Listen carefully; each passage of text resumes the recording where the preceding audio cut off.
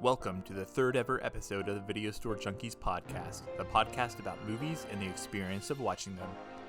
It's another Friday night in the video store, and tonight I've got an appetite for dinner and a movie. Well, I've got this can of Dinky D here, so I wonder what movie would pair perfectly with it. This is what it has come to. Look! Out there! They're coming back! Come on, move it! Here is where it shall be decided. There it is. Greetings from the Humongous. In a world without gas. The Humongous rules the wasteland. I'm gravely disappointed that you wish to take the gasoline out of the wasteland. Defend the fuel. We'll never walk away! Give me the pump, the gasoline, the whole compound. This is a land that prays for a hero. That's right, this episode we're fueling up on gasoline and heading to the wasteland for a discussion about one of the most beloved action films of all time, The Road Warrior. A rare instance of a sequel which has gone on to define its franchise, this is one that most of the junkies know and love dearly. So let's jump right in and talk about when we first saw this film and what our relationship to it is. Renee, I know you said you have lots of thoughts on this one, so let's start with you. I was not expecting that. You two. I know. I always try to guess who's least prepared and then call that person out. Who's got a mouthful of food? Okay, well, hey, let's start with Alan this time then. Thank you. Oh, okay. So, I can't even remember when the first time I saw this movie was, but it was about a month ago. It was whenever we tried to do this before. So, Your short-term memory is awesome. I know, right? I think I mentioned this before, but I had seen apparently one scene from this movie. I guess it came on TV, and I must have switched the channel because it's the only part of the movie I remember. But yeah, so yeah, I just saw this movie in its entirety about a month ago. Cool. And Renee, how about you? Are you done texting? I am. I'm ready. Okay. I'm so sorry. I have a very strange recollection of this series, really, in that I'd seen little bits and pieces, I think, on TV growing up, and I never really knew which bits and pieces belonged to which movie. I have a distinct recollection of a scene in the first movie, which for some reason I thought was in the second movie. But having revisited it, I really enjoyed it. I thought it was great. And yeah, I just really enjoyed it. I thought it was a lot of fun. Cool. Paul, how about you? I don't really recall when I first saw it. I do remember when everyone started talking about it in the theaters. Like, oh, it's so great, this new movie, Road Warrior. I'm like, wait, that's the sequel to Mad Max, which I hadn't seen, but I remember the commercials for. And so I was like, oh, come on, it's like a sequel to some other movie. So I don't know when it was, but I know I saw it on VHS, rented from Errol's Rents, which was like the video store in the area. And so it had to be sometime in the 80s that I saw it. And I mean, I loved it. I thought it was really cool. Of course, was blown away by especially the finale and such. And then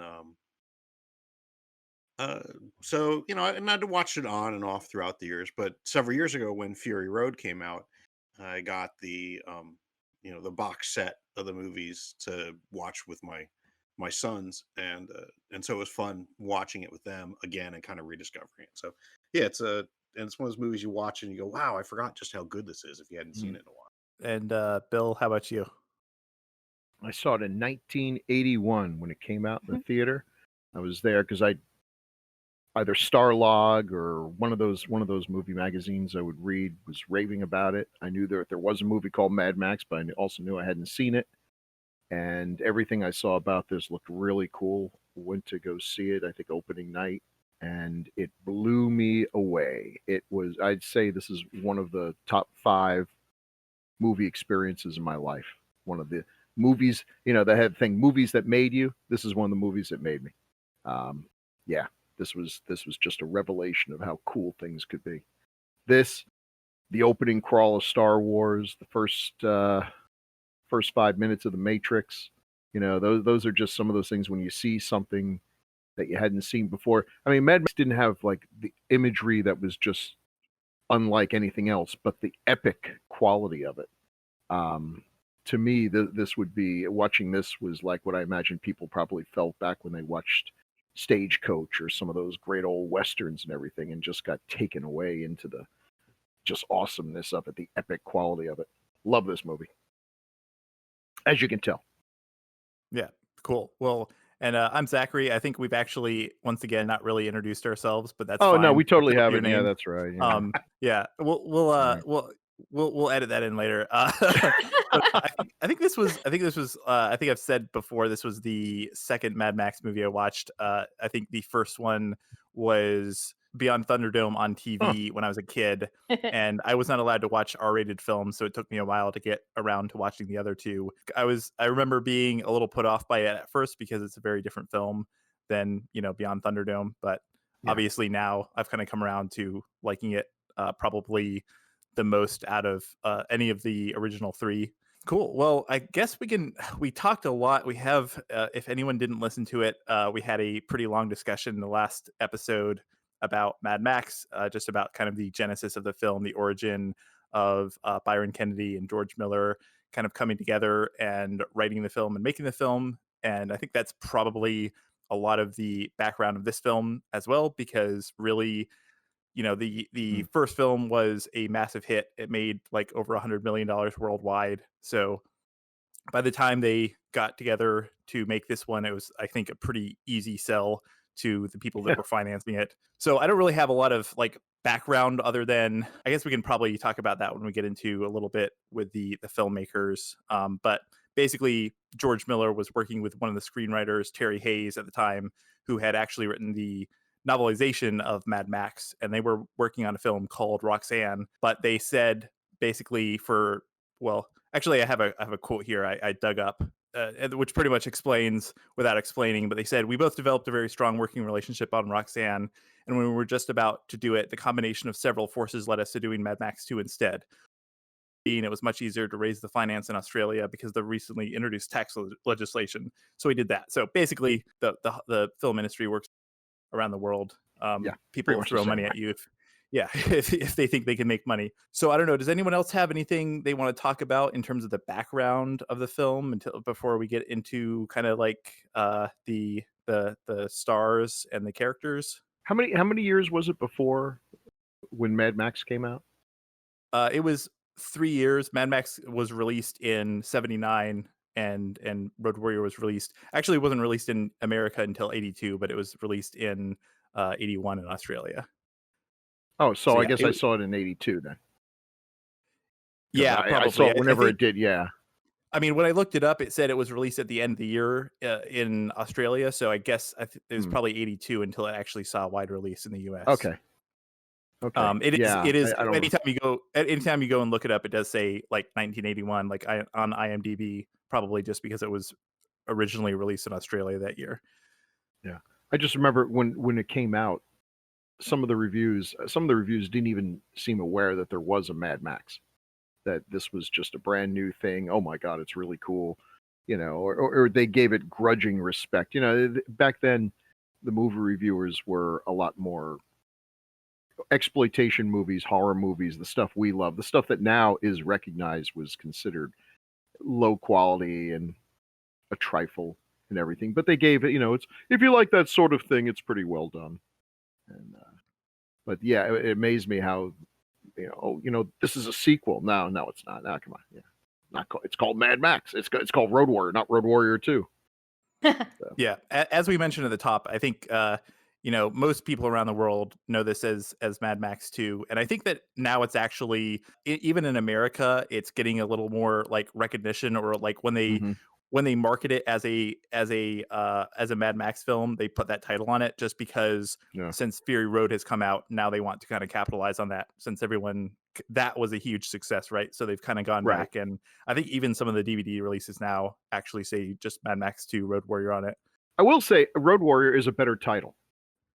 I mean, they could have called the first movie Road Warrior, and he's not that mad. He's actually one of the least mad people in the movie. He gets mad at the end. Slightly annoyed Max. And I think that might be one. Angrier Max. He's pretty peeved Max.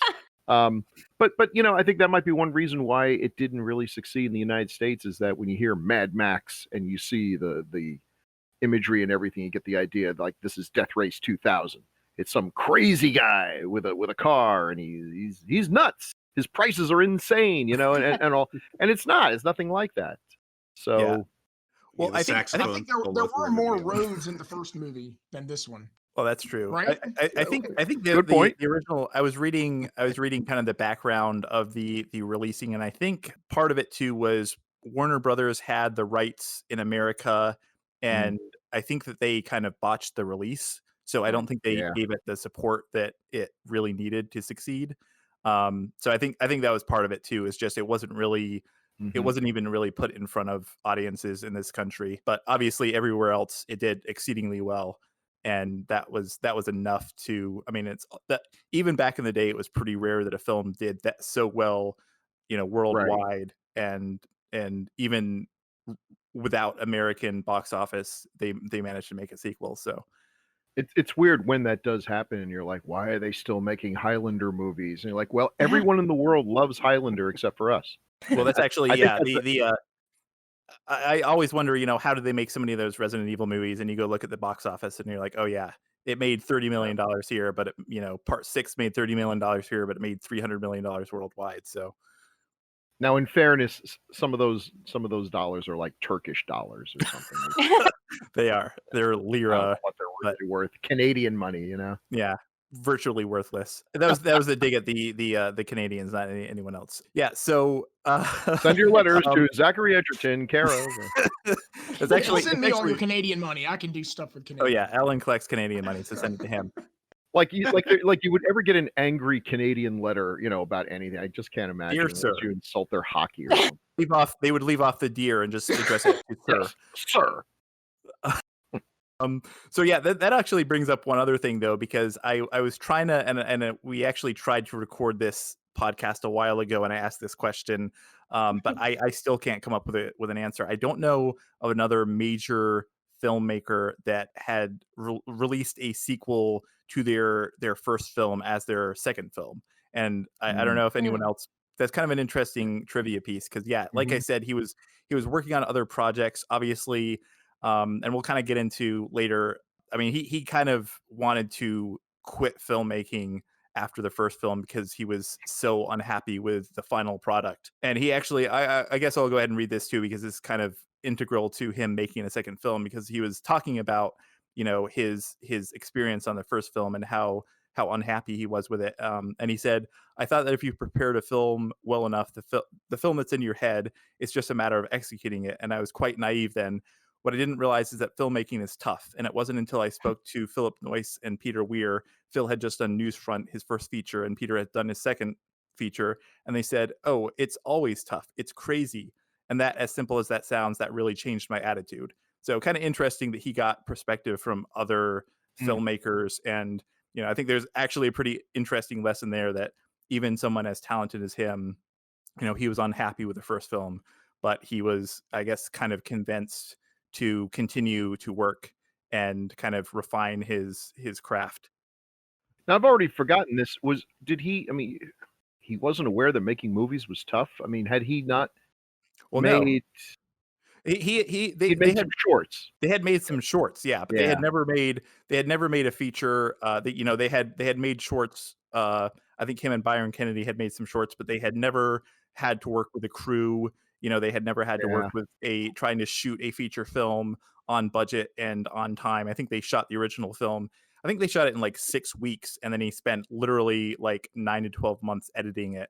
So he got to spend all that time like seeing all of the things that he would have done differently, which he kind of I went through and read a lot of interviews with him, and it seems like even back in like the early 80s on through to like recent interviews, that's kind of what he always talks about. Is just the fact that he was always looking at all of the things that he didn't like about the film. Well, we can kind of relate to that because you get sucked into that bad movie making math. It's like it only took us like a couple days to make a 15-minute movie, so it should really only take us about a month to make a feature. Yes. Yeah, exactly. 1 year later. But yeah, it's also remember, like, I mean, the fact that he was working far, far outside of any real established system. Like, I mean, he mentions Philip Noyce and Peter Weir, and I mean, so there were filmmakers in Australia. Obviously, Peter Weir had made a couple of features, but he was so far outside of Hollywood that this wasn't even amateur, independent filmmaking in America, right? Where you might even have some people on the set who are familiar with kind of Hollywood filmmaking, right? So I think that I think we talked last time, like I think the director of photography was, I think that was his first movie or his second movie. The screenwriters, none of the other guy they had working as a screenwriter hadn't written a film before. A lot of the actors hadn't, they'd maybe done one feature before. So it was a very like raw crew and cast and crew to work with and do a film that quickly. Well, they struck pay dirt. Yeah, definitely. And so speaking of cast and crew, if we want to get into, again, we'll kind of talk more about Miller and Kennedy and a lot of their thoughts on the making of this film later on.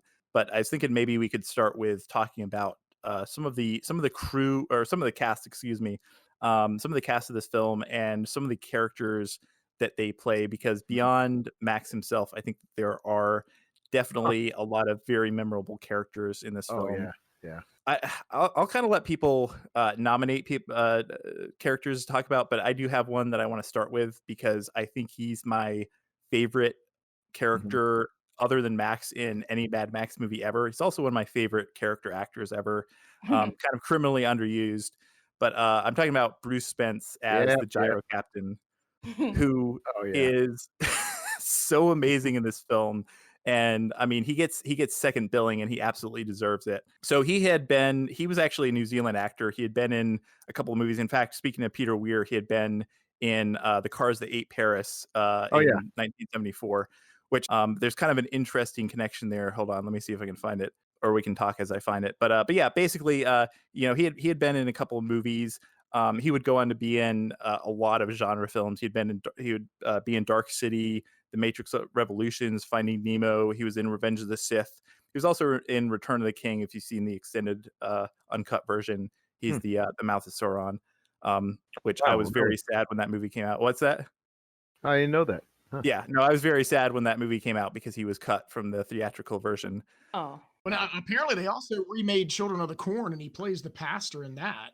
Oh, really? I did not realize that. Just this year, well, okay, I guess today is the first, right? So last year, but in 2020, I guess they made another Children of the Corn, and he's the pastor in that. So wow, be interested to see him. If how that character's done, interesting. What 30 years later, 40 years. He's done way more than I thought. I'm just going on his IMDb now, and the man works steadily. Yeah, no, he's a great actor. I'm dropping some pictures in the chat here that we can paste in the show notes as well. But just an interesting thing about The Cars That Ate Paris. If you look, one of the cars is this spiked beetle. Yes, and I thought it was kind of interesting. One. Yeah, that's kind of the famous one. I was kind of interested with the parallel with some of the other vehicles. Obviously, they have all the spikes on the car or on the tanker in the Road Warrior, but then in Fury Road you get these other like stripped down looking cars with spikes all over them. And I've always thought that was kind of interesting. I've always wondered if George Miller saw that or had any sort of inspiration from that for like production. I might add highly impractical, because as you're running through the zombies, they just get stuck on there until you can't see where you're going. Yeah. But yeah, what's everyone's thoughts on Bruce Spence as the gyro captain, as the character itself, or his performance? I want to open it up because I've been talking way too long. That's right. So I'm going to jump in. The thing I think is neat about his character is when you first see him, you think, oh, he's just sort of the comic relief, and he is kind of a comical character. But by the end, he's crucial in the fight itself, in the battle, and then he becomes, spoilers. He becomes the leader of the tribe. I mean, so it's really kind of neat, because at first you think, oh, he's just kind of this goofy little comic relief character, and then just kind of evolves. So yeah, he really does steal the show with it. So he's got a better arc than Max does. Yeah, you think he's dead, or at least I did at the end, because his little thing goes down hard. And, when he crashes, yeah, and it's like, okay, well, he's dead, and then nope, he popped back up. I guess it was soft landing. Yeah, that was a feel good moment when he comes puttering up too. Oh yeah. The audience loves him. He's a great character, and he has every range of emotion. He's comical. He's somewhat of a a little bit villainous at first and everything. Then he's conniving, cowardly, but he has a redemptive arc, and then he shows courage and provide. You believe at the end. It's not like, oh my God, they made him leader. Jesus, no, it makes sense. I mean, the guy ran through everything and found love and found a purpose and all. It's like you kind of wonder what's his story, which is not do a. you guys remember how he sort of came into the film? Because me, I had never seen this, so everything rose was out of new the to me. dirt. And yeah, it's like he's laying in the dirt waiting for somebody to come along, I guess, Yeah. to like attack okay. them, when they get his chopper or whatever you call it. And it's like, I'm like, this guy, he was laying under the dirt, waiting Yeah. for How somebody to long? come How long by, has he been so- waiting? Does he do this every day? At the end of most days, does he just like get up and say, "Oh, well, nothing today. Best go take a shower"? I mean, I do agree. I've always kind of thought that was pretty dopey in movies when the Rambo character is like lying in the mud pit waiting for someone to come by. It's like, well, what if they don't? Well, that's why when I You could saw it, see I him sort from of the thought distance. that He saw the cloud of dust in the Ah, distance. you saw Yeah, the remember- cloud. Time for me to bury myself again. Yeah. Remember, he has I the thought he was going to be eyeglass. killed off. He Like, does yeah, have that's that right, big long yeah. eyeglass. Yeah. I thought he was going to die quick because like the way he came into being was so, it's like, I jumped out. I'm going to get you from the dirt. I thought he was going to kill him right there and take his thing. Sure, But- sure. Look at him. He's got legs that are like string beans. I mean, Oh, he can't and take. the- He's not and going to take on Mel Gibson. those teeth. Those horrible teeth. Yeah. Yeah, I do love how like scuzzy they make him, both in terms of kind of his character at the beginning and his appearance. Yeah. It's kind of funny because obviously we'll talk about this next time, but he also shows up in Beyond Thunderdome. But at that point, I think he was actually somewhat of a bigger star in Australia. So if you look at the kind of character design in the two films back to back, he is far cleaner and more presentable in Beyond Thunderdome, because in this film no one I think really knew who he was, and he was just kind of a character actor. So Cleans they up just well. kind of yeah He's got one of my favorite little moments where he's eating Yes. what's left in the dog food, Yes. scraping up what little the dog and Max have left him. And then once it's over, once he's degraded himself to eating, dog saliva filled dog food, he like wipes his mouth with a handkerchief. Like, okay, he pulls there out you his go, a little handkerchief and civilization. dabs his Yeah. mouth very Because daintily. he's a gentleman. Yes. I Well, love I that. Like also- at the end when Max pulls the knife out of his boot and he's like, like he's so just horrified that the implication that Max had lied to him about having an extra weapon. How dare you? It's Oh, just he was great. upset that it turned out the gun was unloaded. It's like, oh, Yes. Yeah, no. yes. I also love the even before that when when Max pulls out the Dinky D can and starts eating from it, and Bruce Spence just kind of sits up and then like pulls the wooden spoon Yes. from his pocket, like you would pull your billfold from your pocket, and he's just kind of looking on expectantly. It's great Well, because the dog he pulls doing that the same spyglass thing. out of the pocket too. He makes you wonder Yes, what else he has in Yes. the pockets of Yeah. his coat, which is kind of great. It's sort of like it's like Batman's utility belt. Yeah. He's a fun character, and it's obviously they fell in love with him too. And they also give him the save the cat moment, which is when he sees the woman get killed. He just reacts horribly to it and sad and everything. So we get the sense that this guy, whatever the hell his story is, I mean, he's smart enough to have built this flying device. Apparently, the only one left who can do that. He lives by his wits. He uses traps and everything. Not physically strong, but he's mentally tough and everything. But he still has, I guess, a memory of what civilization is like, and it just shows up in these little touches that there's a good person in there. Oh, he also has a boutonniere. I forgot about that too. I was just looking at my notes. He actually has like if you watch, he actually has like a boutonniere as part of his costume, which is kind of interesting. That's to me. cool. You would most people won't wear a boutonniere during the post-apocalyptic times. At least they didn't this year, as far as I know. Oh, and like a scarf. Didn't he have a scarf? Yeah. Yeah, he had a scarf. He had. I mean, yeah, his outfit is great. Yeah. Bill, you actually raised an interesting question. So talking about like, where did he come from or who was he before Mhm. things fell apart? Apparently, George Miller, there's not a whole lot of backstory to any of these characters, obviously, but apparently he did work with all of the actors to kind of come up with unofficial backstories. Like he actually challenged them to kind of come up with these stories for their own characters so that even if you don't actually get those stories on the screen, they kind of had those things in mind to kind of help, I guess, give, more kind of background to their performances. So my question is like, as we're going through these characters, like who do we think the gyro captain was before things fell apart? Like what do we think his profession was? Oh Gotta man. gotta be an engineer or something. I mean, No, he was a crop duster. He had to be a crop duster. I don't. But Now, see, I was just gonna say, and this is maybe an obvious one, but I was just gonna say like a used car salesman. Because he has that kind of like, he's very fast talking. He's Yeah. obviously seems kind of very dishonest. I don't know. He just seems like he would have been a used car salesman in like the pre-apocalyptic times. ties right into our other Oh, yeah. podcast. There Yeah. you It's actually a sequel. Ooh.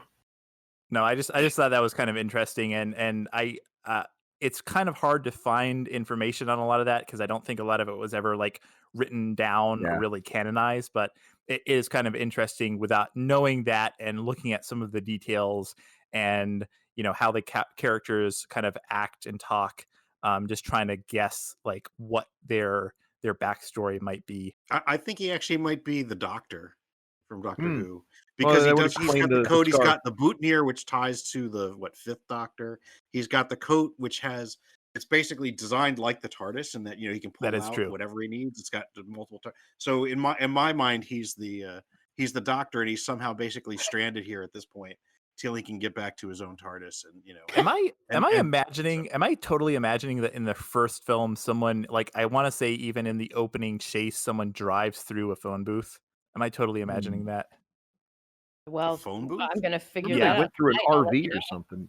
Yeah, no, I felt like someone went through a phone booth before that. I was just going to say if I'm correct, I'm going to say that was actually the TARDIS and that's why he's stuck now. Ah, he's stuck Yeah. there. Oh, this is So- good. There you It go. would have been a fruit stand, but that's very unrealistic for Australia.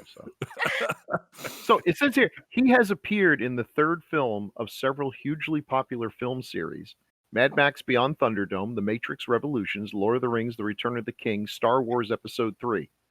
So he's like the lucky charm for third films in That's franchises. great. No, what was he in Star Wars? What was his... So in Star Wars, he was, and I only know this because I just recently watched it, but you would probably not recognize him when, God, what's his name? Obi-Wan goes to Tion Maiden.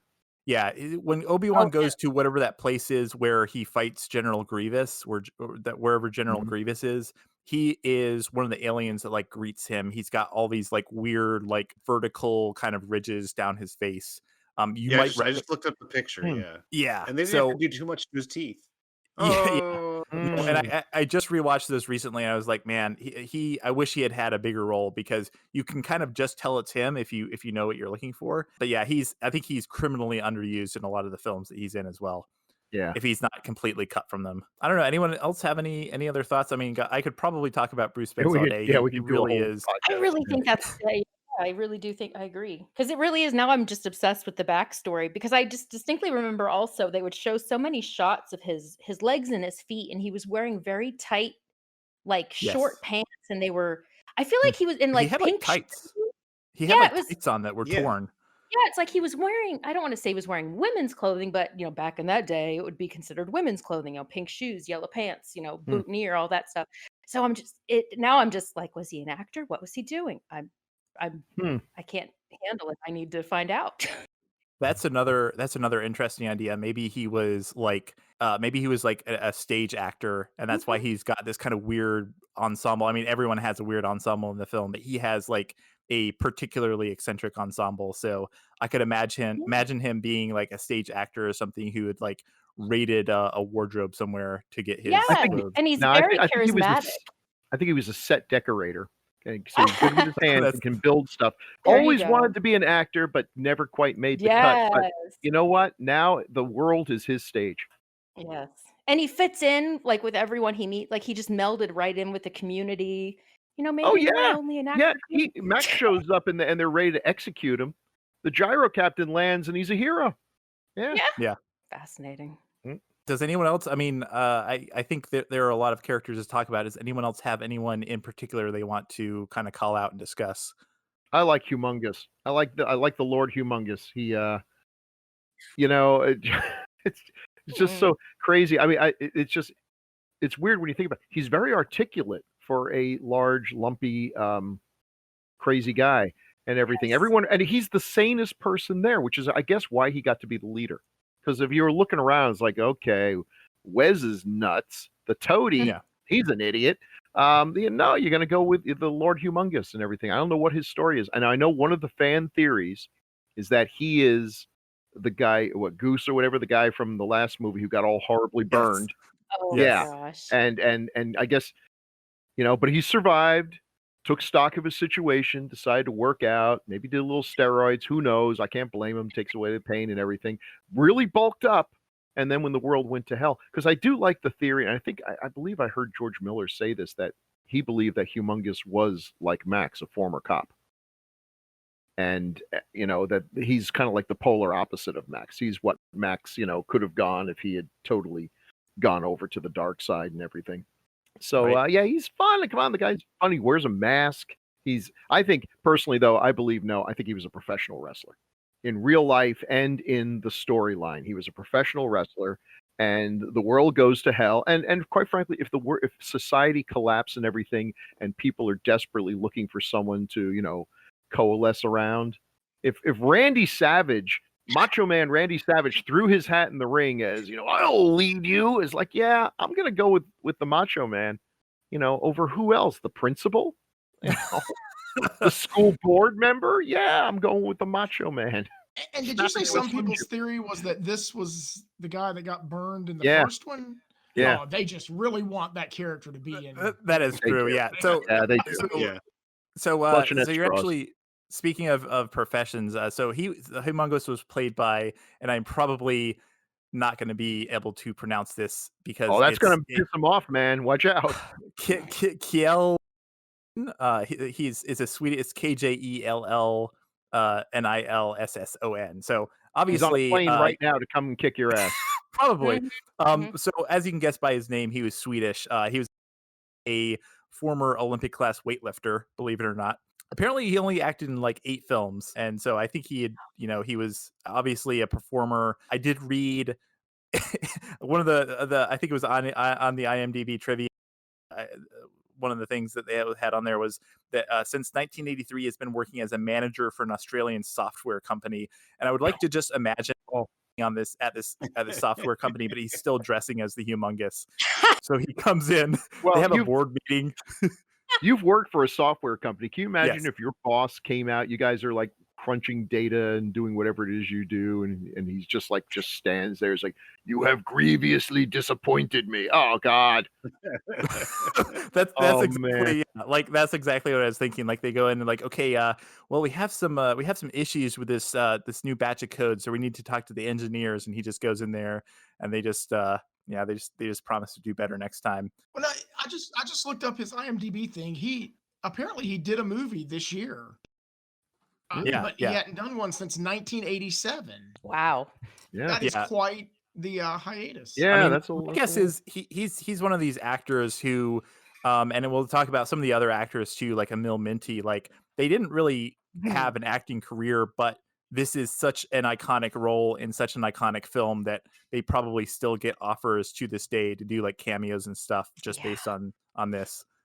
Oh, listen, the great thing about being in a horror or science fiction or fantasy film is that losers like us, I don't think I'm speaking out of school here, will worship you for the rest of your life. I was the stormtrooper who said, these aren't the droids we're looking for. I'm going to take you out to lunch. Tell me that story again. What was it you said? I mean, it's ridiculous. You can parlay that forever. We are fanatically loyal. And it doesn't matter that you age and no longer look anything like a stormtrooper.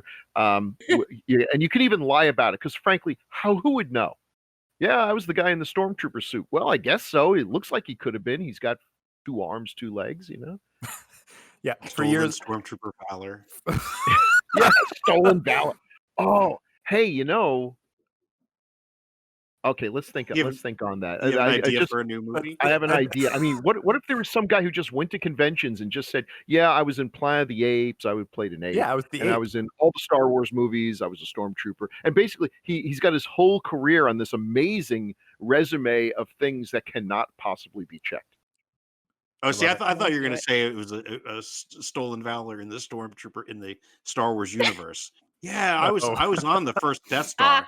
Yeah, it was terrible. I mean, I okay, was blown how clear many though. conventions have we went to where you walk by a guy and you're like, who is that? And you look at his little easel and it's like, oh, he was the guy in this and that. I mean, he could Yeah, write anything up there, I, right? I do love yeah. the idea, since all the celebrities have like their banners of all their roles behind them. I do love the idea of a guy that just has like a banner. It's just like a stormtrooper and you know, a Cylon and an ape, and it's just none of them actually show his face at all. I love it.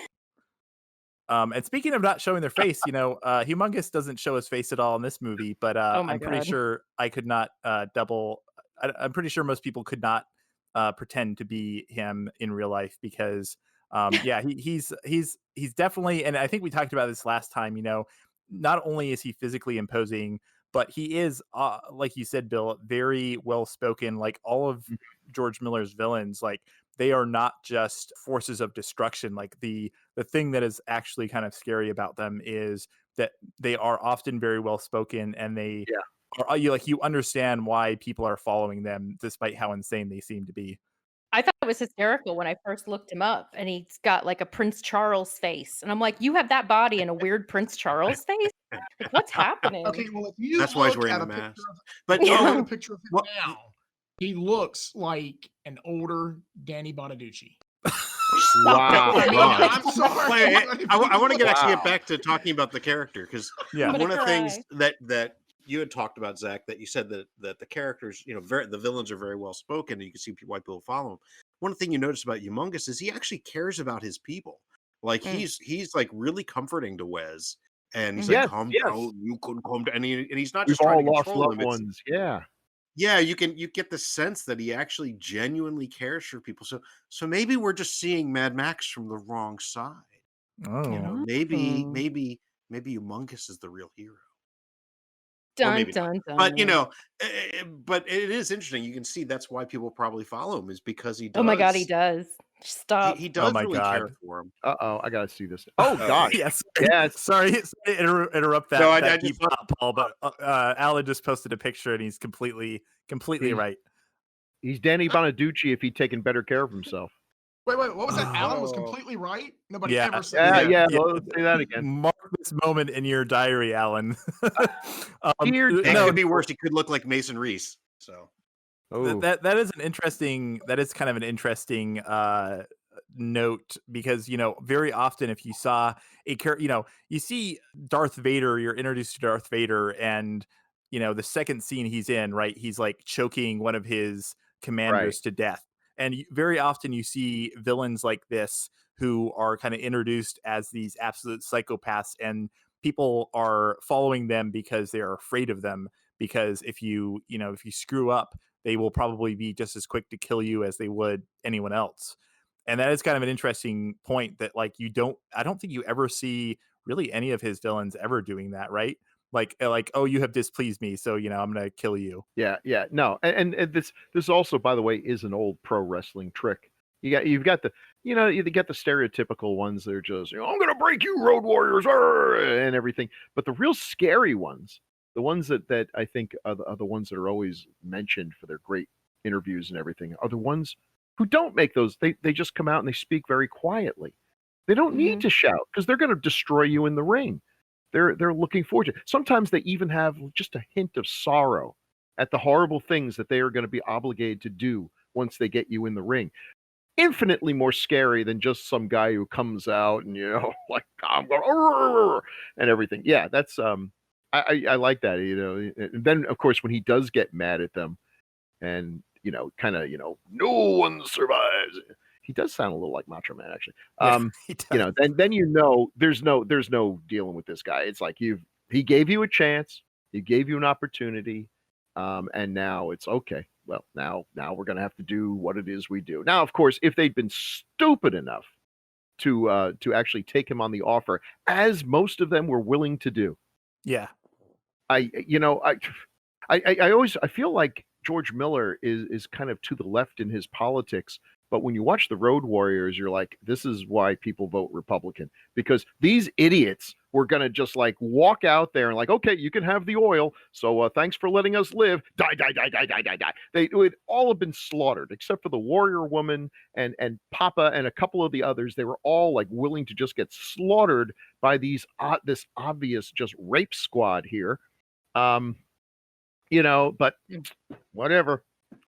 Yeah. We'll No, get to that is kind of an interesting scene, and I think he does use those two levers of, on one hand, terror and on the other hand, reason, right? Because he comes up after the people who are trying to go out and find the truck. He comes back and he has them splayed out on their spread eagled.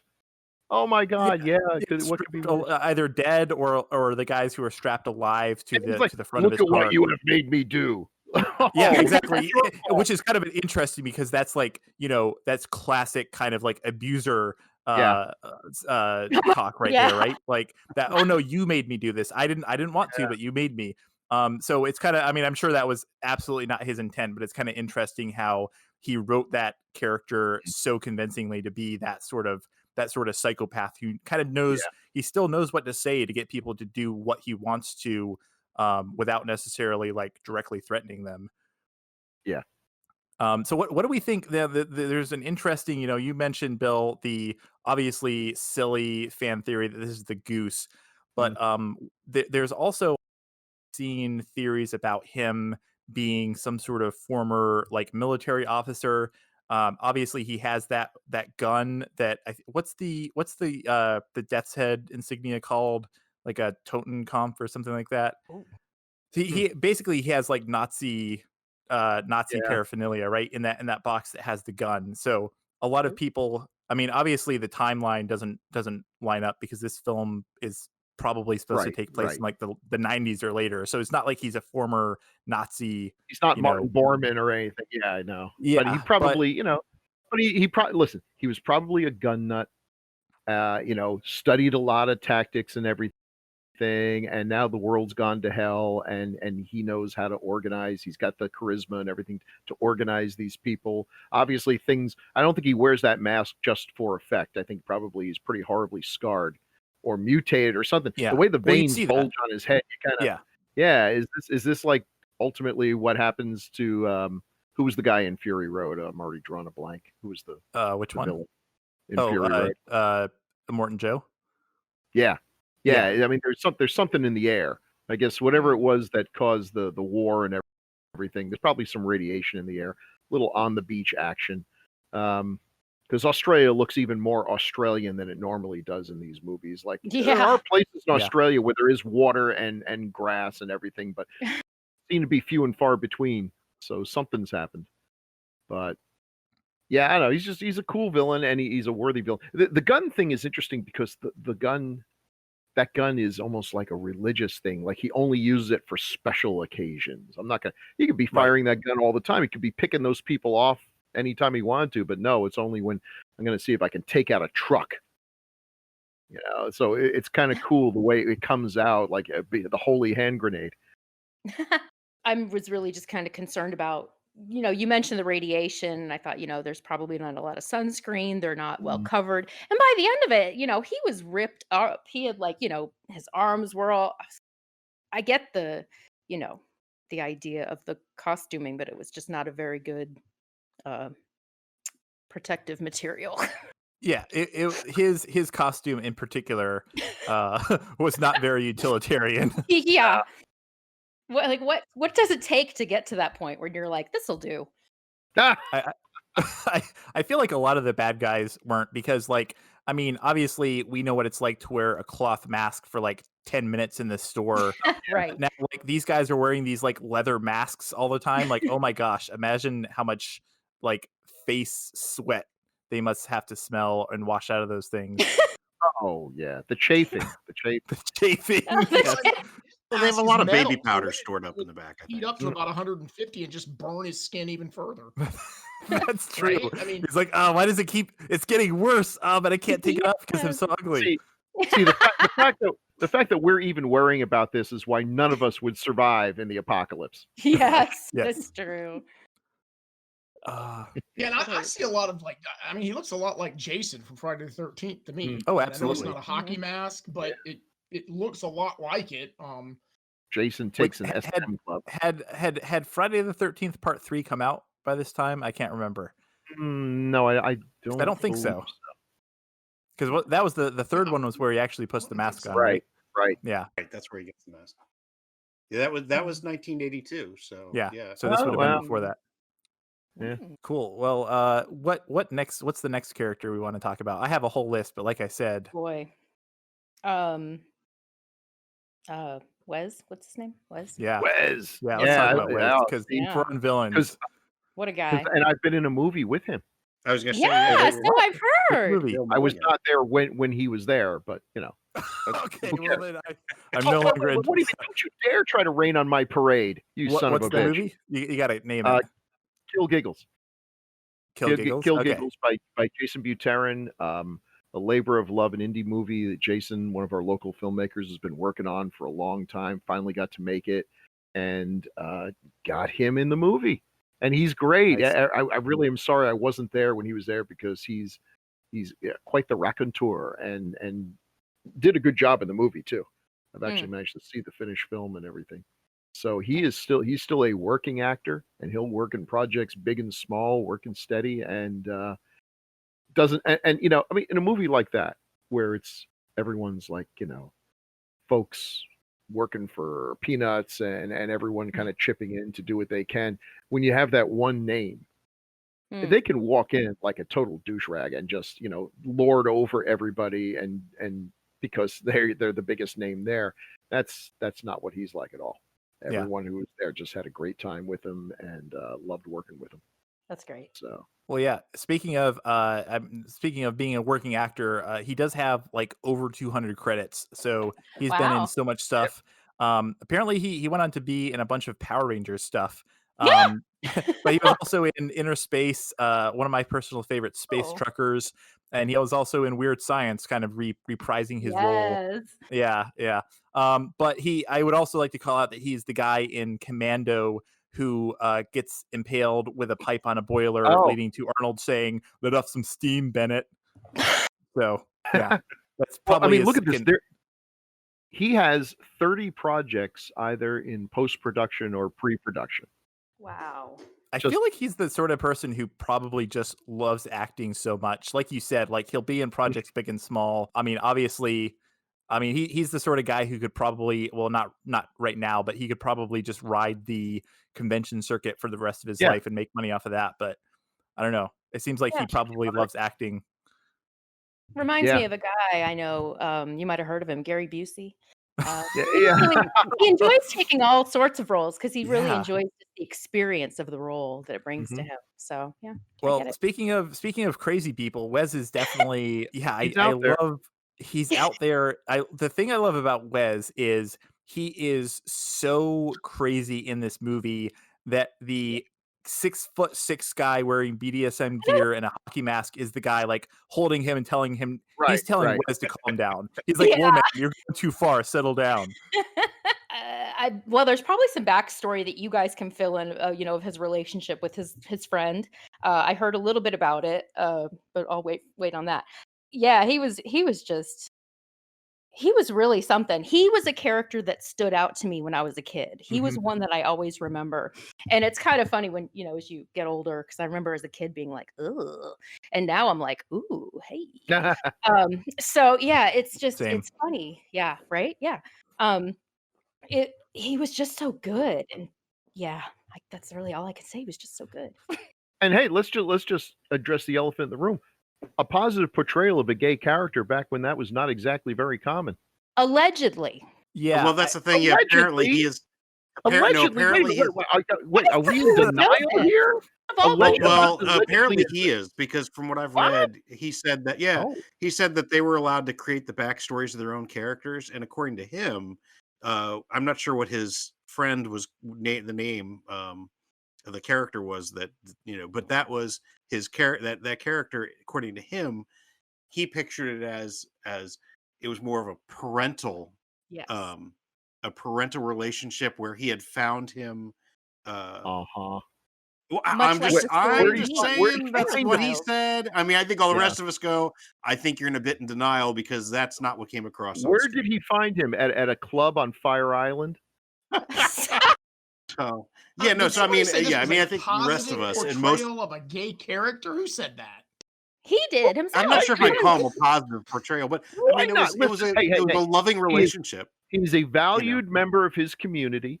He's clearly the number 2 guy, the only one who has the balls to argue with Humongous and tell him this plan of just running up to these people who are behind an impenetrable wall with flamethrowers and crossbows is probably not going to work out. We got to come up with something else here. When nobody else is willing to step up, he does an evil Knievel into the compound, takes out a couple people, and manages to make an escape. He's look, I'm not saying he's a good guy. Like, I want him as my neighbor, although frankly, in the last couple of years, I've done worse. But and clearly has a great deal of affection for his air quotes friend here. And when he's killed, wants vengeance. No, I think he's great. I mean, the thing is, when I saw this in the theater, gay, I just thought he was very, very weird. wow, maybe I'm Lord. way off. And maybe No. Liberace Yeah, no, and a real ladies man. So, Um, okay, but if when this I was guy in the- was the only guy that was dressed like that, I would give it to you. But yeah, this was just, I don't know. I didn't see him as gay. When I was in the theater and he showed up, the audience was a little using the F word and a few other things. But by the end of the movie, they saw him as a worthy opponent and everything. And when he just sort of burst out from having hung onto the grill of the truck and everything, people were genuinely scared and everything. And they cheered when he finally got his ultimate vengeance and everything. But he was a cool character. Everybody liked him. He wasn't up to that point. If you had a gay villain, they were usually like the mincing assassins in Diamonds Are Forever. I mean, they were more played for laughs. This guy was never played for laughs. Whatever else you can say, he was not a comedic character in this movie. He looked ridiculous. It was just an aspect. It wasn't even a major aspect of the character. The fact that, like, Alan, you would sit there and didn't even realize it. It's. I'm not sure. It's not that I didn't realize it. Who says he's gay? Well, Where because we getting I that think from? it's the affection he shows for Oh boy. the other person. What I mean, and when his emotions when the guy gets the boomerang in the head. Which actually, why the hell is he going after Max? It's the freaking feral kid who killed him. He should be like hell-bent to kill the feral kid. Max had nothing to do with his partner getting the. He's gay. He's not a pedophile. Come on here, Always happens. Okay. I didn't say he was going after the kid I said for revenge, Bill. For revenge. He's not a child You're saying abuser. he's actually going after Max He's because gay. he wants The Max. Warrior Woman I think was there's a gay. whole other Yeah, reading of yeah. this movie. So I do think it's interesting. Kill him.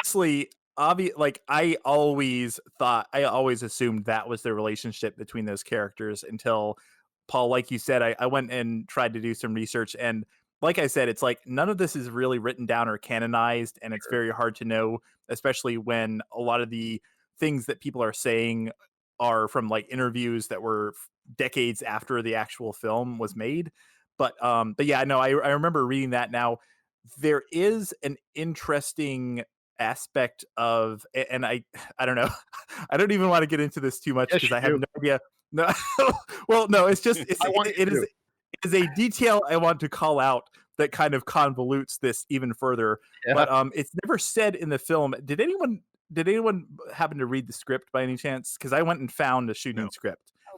So the guys, I think it's the guys who have the leather face masks. They kind of look like I don't know, they almost like they're wearing like police uniforms that have been modified. Yeah. I think it's them. They are referred to in the script as, and I'm not making this up, gay boy berserkers. Now, I don't know if that means what it sounds like, but thankfully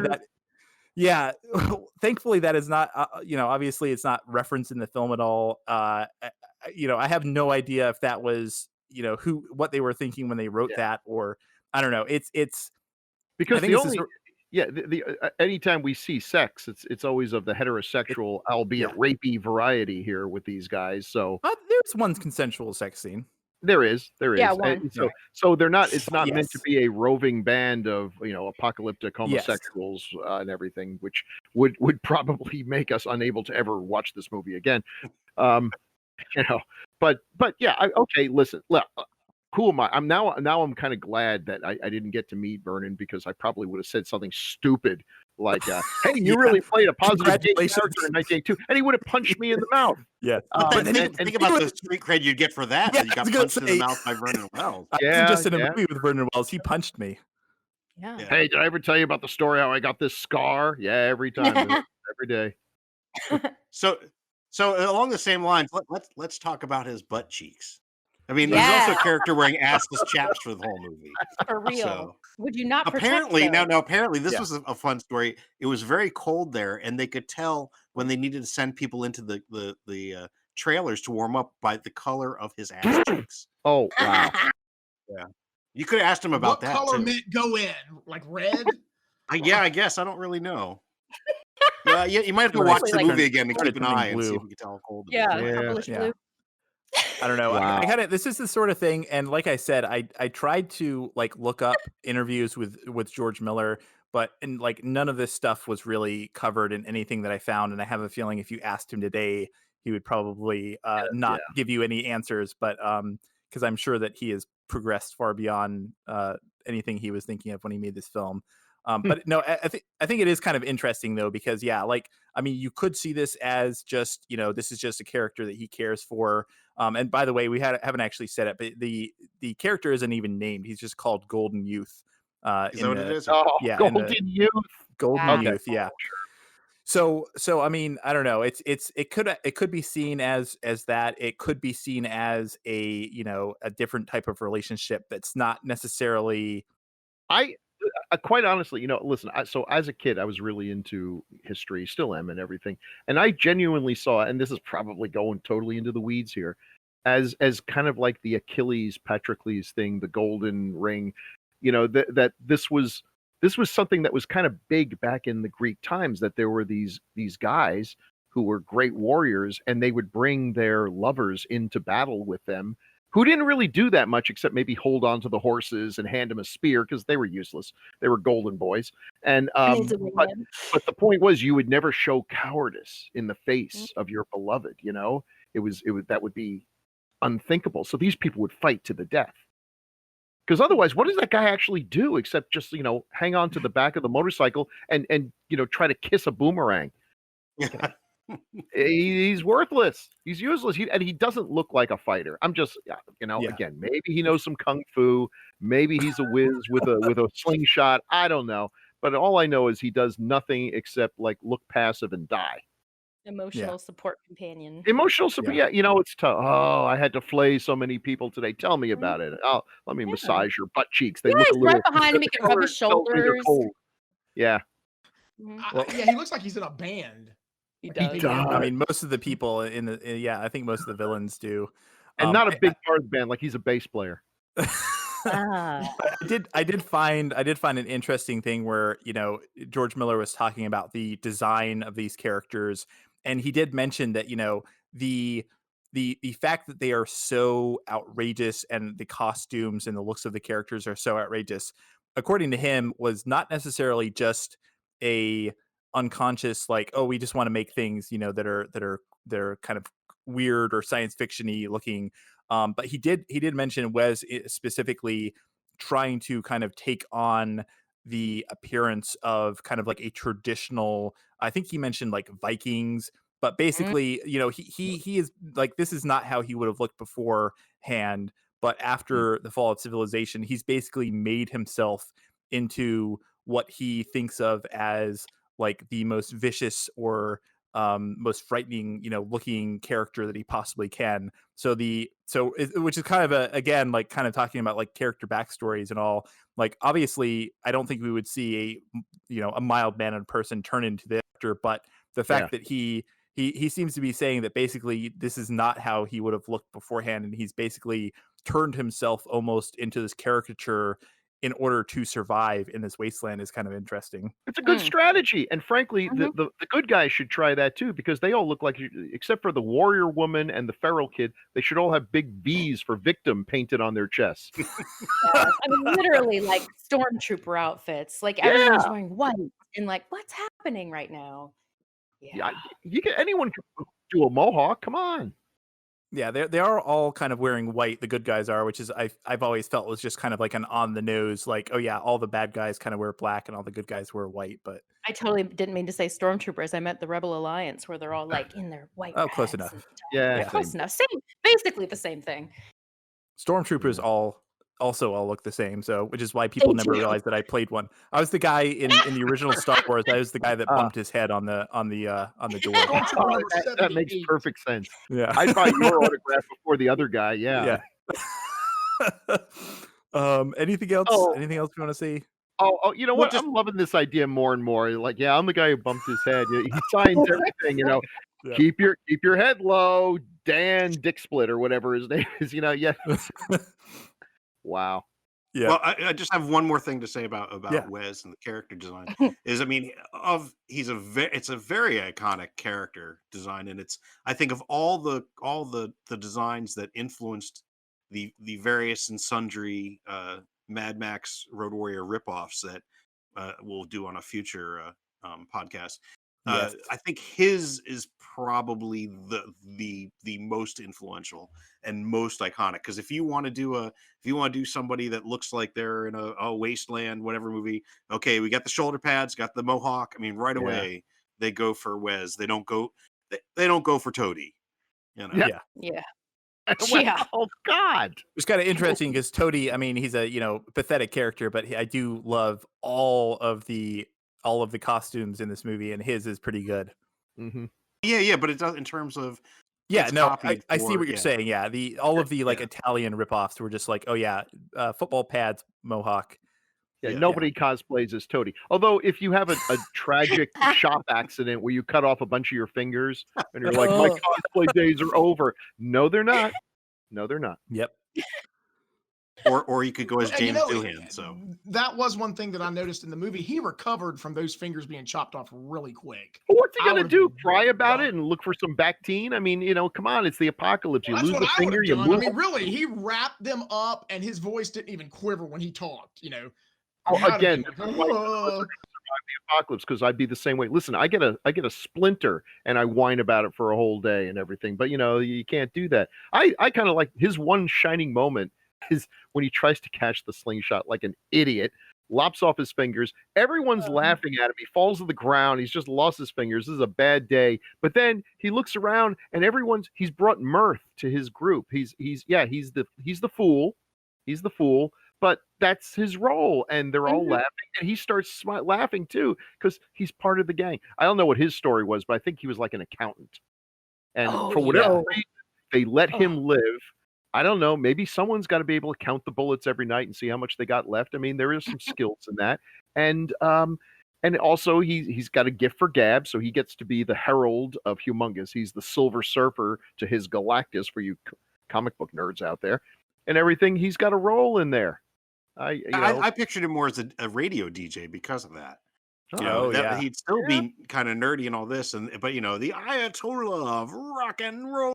I mean, he's got that whole pattern, like you said. That's fair enough too, because most radio DJs look like the kind of dupes who would try to catch a boomerang. Yeah. Well, hey, since we're moving on to him, so we didn't mention it, but Max Phipps is the character or the actor that played him. I didn't actually have a lot of notes for him other than, interestingly enough, he also co-starred in The Cars That Ate Paris. So, yeah, kind of an interesting connection. Now, obviously, a lot of I think we mentioned it last time, but a lot of these Australian actors, you see any given Australian movie of this time frame will have like 2 or 3 actors from any of these movies just because, it's kind of a small community. Right. But yeah, no, I love the fact that he's basically, even in the post-apocalyptic wasteland, like the bad guy needs a hype man, and he's it. Mm-hmm. And I do love that. I sort of think of him as like the Dwight Schrute of Mad Max. Like he's an overzealous. Yes, he really is. And he's like, Oh, Michael Scott, this is the boss. You do what he says. Yeah. oh, now I want to see Rainn Wilson in the next Mad Max movie, basically playing that same character. Oh man, Oh, now I want I to see love a that. a Road Warrior Office mashup. Yeah. Oh God. Yes.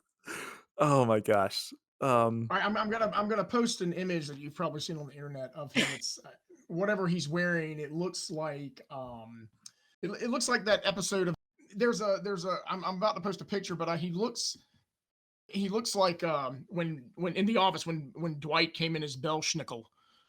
He's got the little he could Oh play yeah, that character. no, I You think I remember that. Yeah, just give him a whip. Just give him a whip with that image I Yeah. just posted. He's Belschnickel. I wonder He what blew up. what are those the furs of?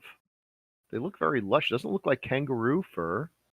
I always assumed it was like something that he, probably looted. Like it's not something that he just made. Yeah, Right. it looks like something an I old just lady would figured wear to all- church in the 70s. Yeah, All roadkill. He Yeah. sewed all his roadkill together, and that Ooh, was his- well, he's Stuff. rocking it. Hey, he stays warm. He's the which is True, he's gets the cold. Hey, they don't need to worry about Toadie's butt cheeks turning weird colors and having to break for the day. Nobody care about Toadie's butt Ah. cheeks. Aw. Oh God. Toadie just Um, fought in Game of Life. Well, if we want to move on, I have a couple other people that I want to talk about. If no one else has any suggestions, real quick. Well, maybe real quick or maybe not, but because he doesn't actually have any lines in this movie. But Emil Minty as the feral kid, really, again, like there are so many iconic characters in this movie, and he is absolutely, despite having no lines whatsoever, he kind of steals the show. He was only like 8 or 9 when he was in the movie. And like a lot of child actors, he acted for a while, then kind of dropped out and left show business. And also, like I mentioned earlier, I think he still occasionally gets like jobs basically based on this because of this role. He had a cameo in Wasteland 3, which is a video game. If you guys don't play, it's a post-apocalyptic video game inspired by Mad Max. He's a great character. Crazy fun. The scene. Okay, so Mad Max's big save the cat scene is when he takes out that little music box and starts playing it for the kid, and the kid's just like his eyes leave, and you're thinking, what kind of horrifying childhood has he had? I mean, the people he's with are better than I guess any of the other options out there, but he's had no childhood. He's thrilled by this toy that kids today would not even bend over to pick up. It's sad and everything, and yet he's what he is. He's good at killing. I guess nobody bothered to teach him how to read, write, or speak. Although I guess he learns eventually. But he's pretty good with the boomerang. Pretty proud of it too. Like, yeah, I got a boomerang here and know how to use it. Takes out. Do they ever? No, go ahead. I was just saying, do they ever touch on he uses those tunnels? Do they ever really touch on what they use to make those tunnels? Because they almost seem like, they're. It doesn't seem like tunnels that were made by adults. Oh, see, and that's what I was gonna say is he actually I took it as those were tunnels he made, and then the fact that they don't actually even see him. I would have made much larger tunnels if I had to crawl through them. If you have large tunnels, large people are going to walk through into your compound. I was taking that he was the one who made those tunnels, and that if you notice, he like comes in and out, and they don't even notice that he's there. I mean, to him, to the I think the people in the settlement, he's almost like a wild dog or a wild chicken, or he's just like almost like vermin. Like he dug in just like a rat would do, and they don't even really acknowledge that he's there or notice that he's there. He just kind of comes in, goes out, comes in, goes out, and they're just kind of like, oh, just like sort of like the cat, Oh, okay. He's a feral cat. He's a feral kid. Yeah, feral I mean, cat, to him, I think that's the thing is he's not even. And they don't see him as a child. They see him.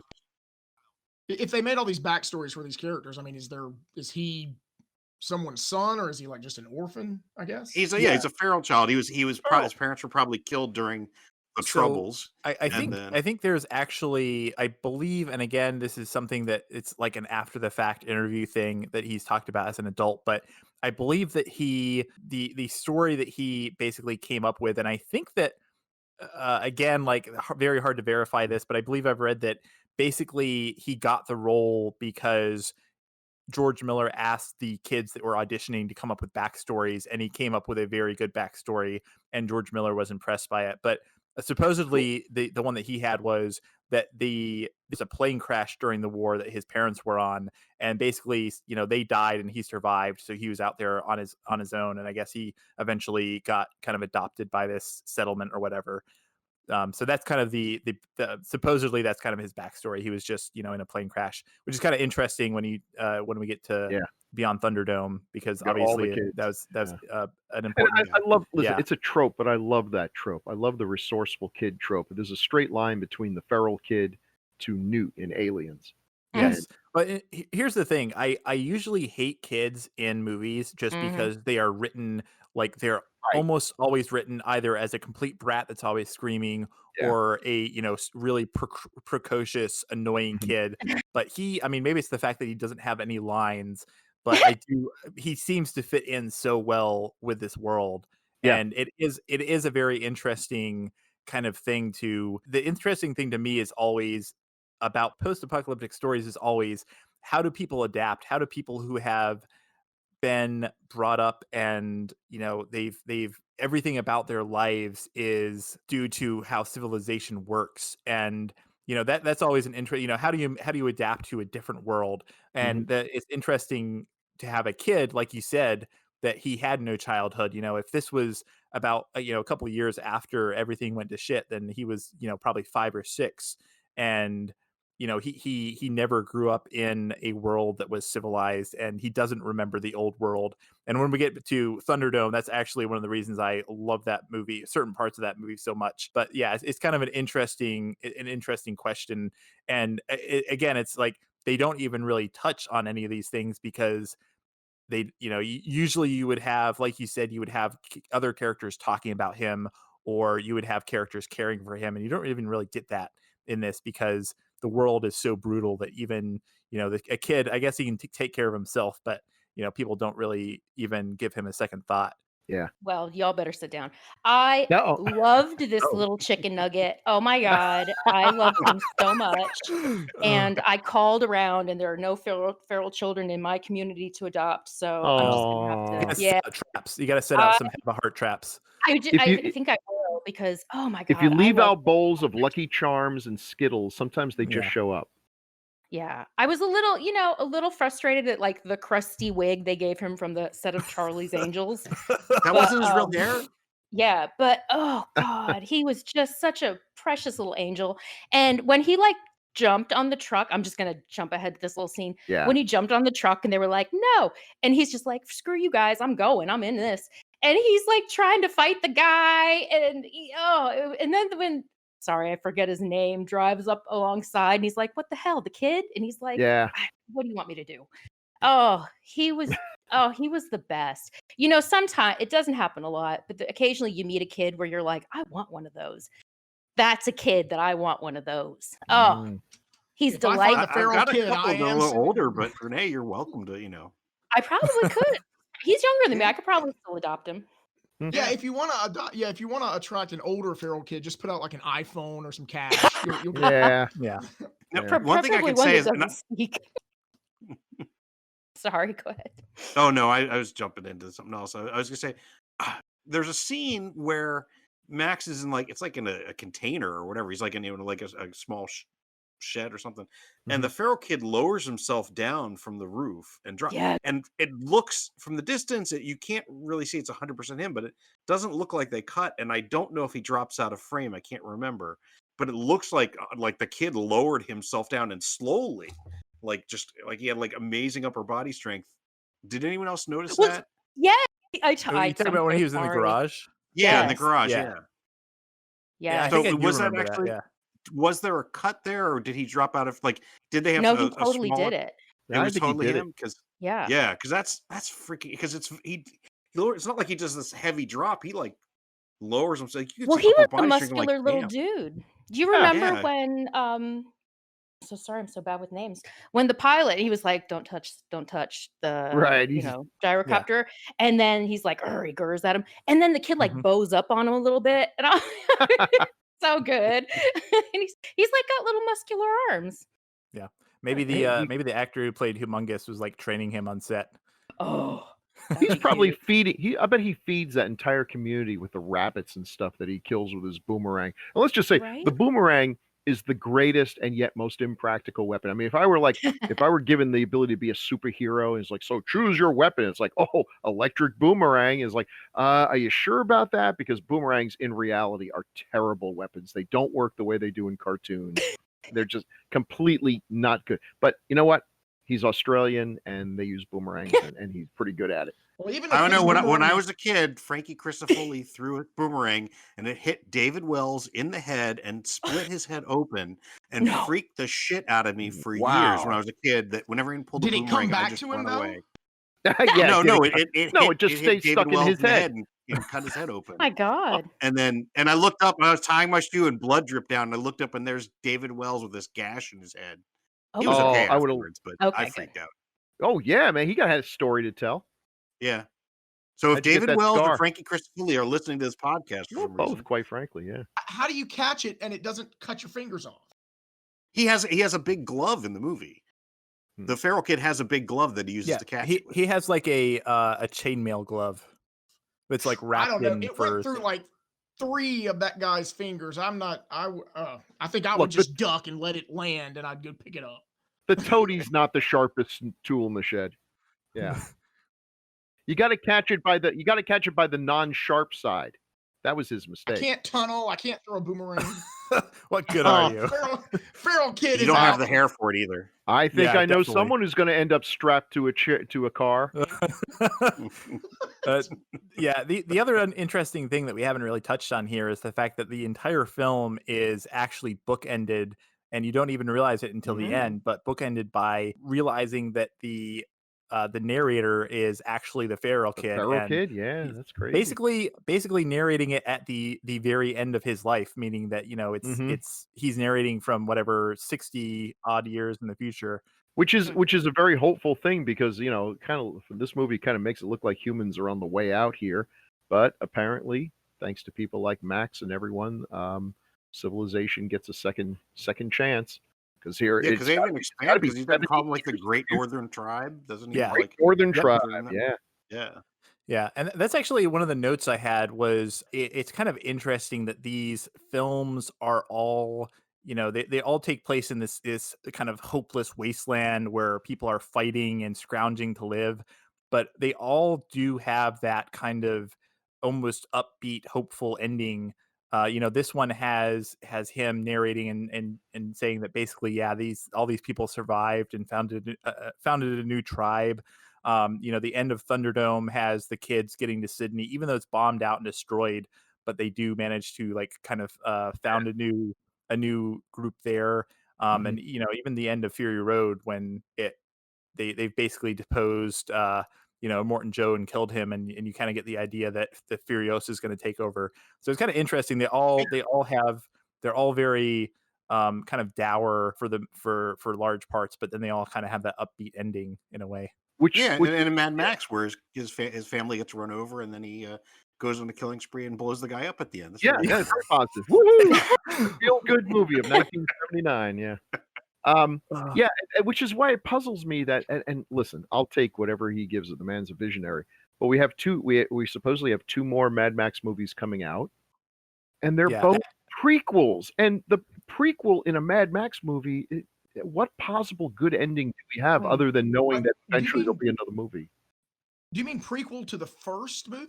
No. There's somewhere gonna in be a between. Furiosa movie, which I am looking forward to because the Yeah. cast is brilliant. The woman that they have as Furiosa, it's not Charlize Theron, it's the woman in the Queen's Gambit.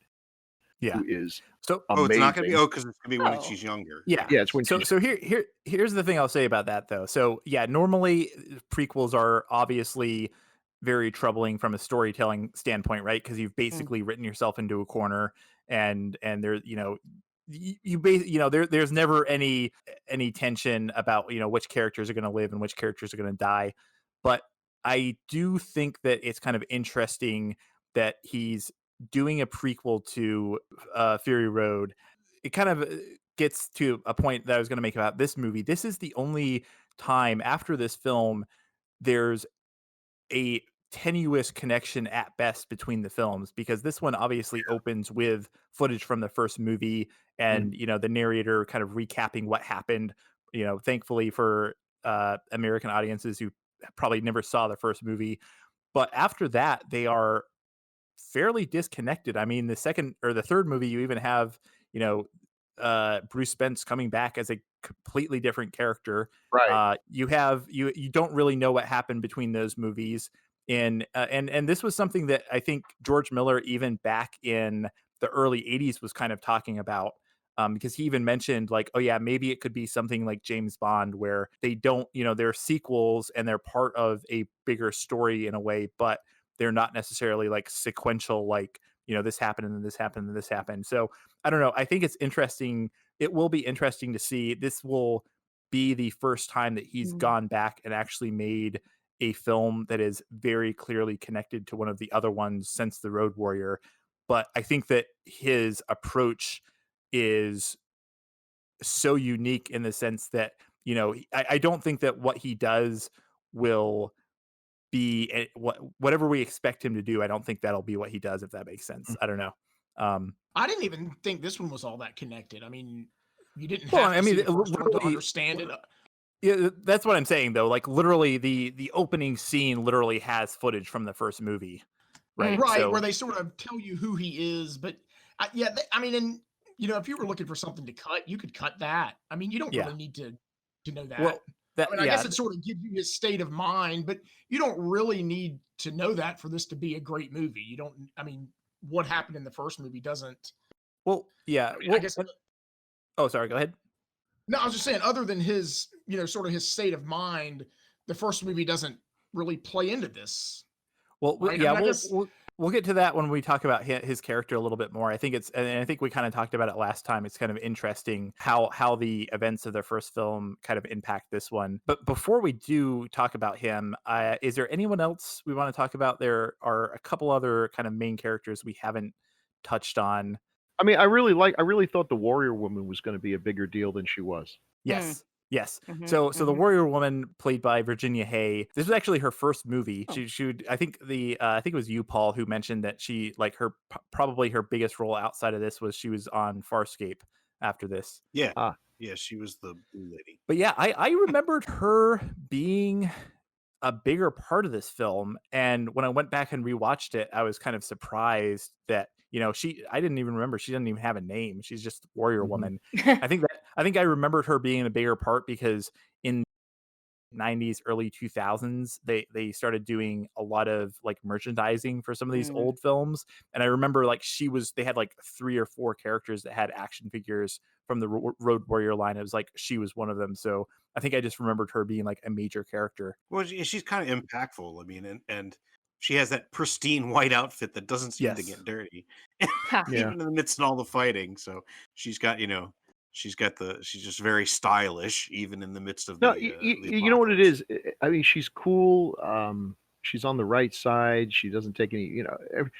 One of the few disappointments I have about this movie is that I wish that Max's team on the truck had put up a better fight.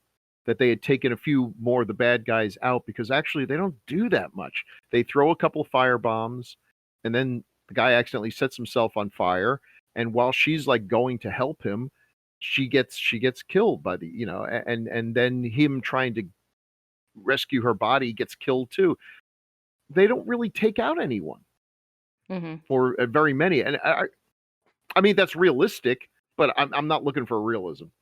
I think Yeah. that's kind of the point, though. Like the point of her character is almost to contrast against all of the other people, because she is kind of like the badass warrior, right? Yeah. And pretty much all of the other characters, other than Papagallo or however you pronounce his name, like most of them just seem like they were kind of average civilians before this, right? Like, Yeah. and we're talking about like backstory. Like I could imagine that she was maybe in the armed forces, or she was like a cop or something. But yeah, no, I think she's she is basically the only other character that I can think of in the settlement that really seems like she would be like a professional warrior versus So like, just does she know she's on a suicide mission?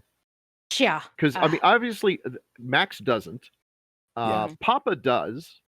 Yeah. Does he let the warrior woman and the mechanic in on the fact that basically we are a distraction? They're all going to go chasing after us. We're almost certainly going to get killed.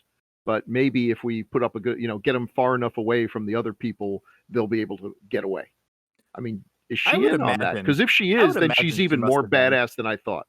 Yeah. I feel like she would have. I feel like she was.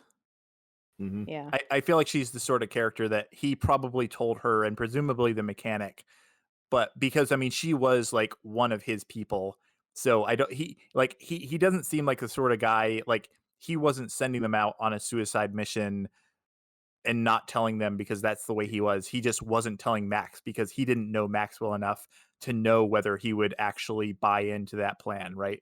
Yeah, and I'm not sure Max would have bought into that plan, quite frankly, because it's, it's not the best plan, but it worked. though. Although, listen, and Papa, look, Papa, brave man, leader, everything else.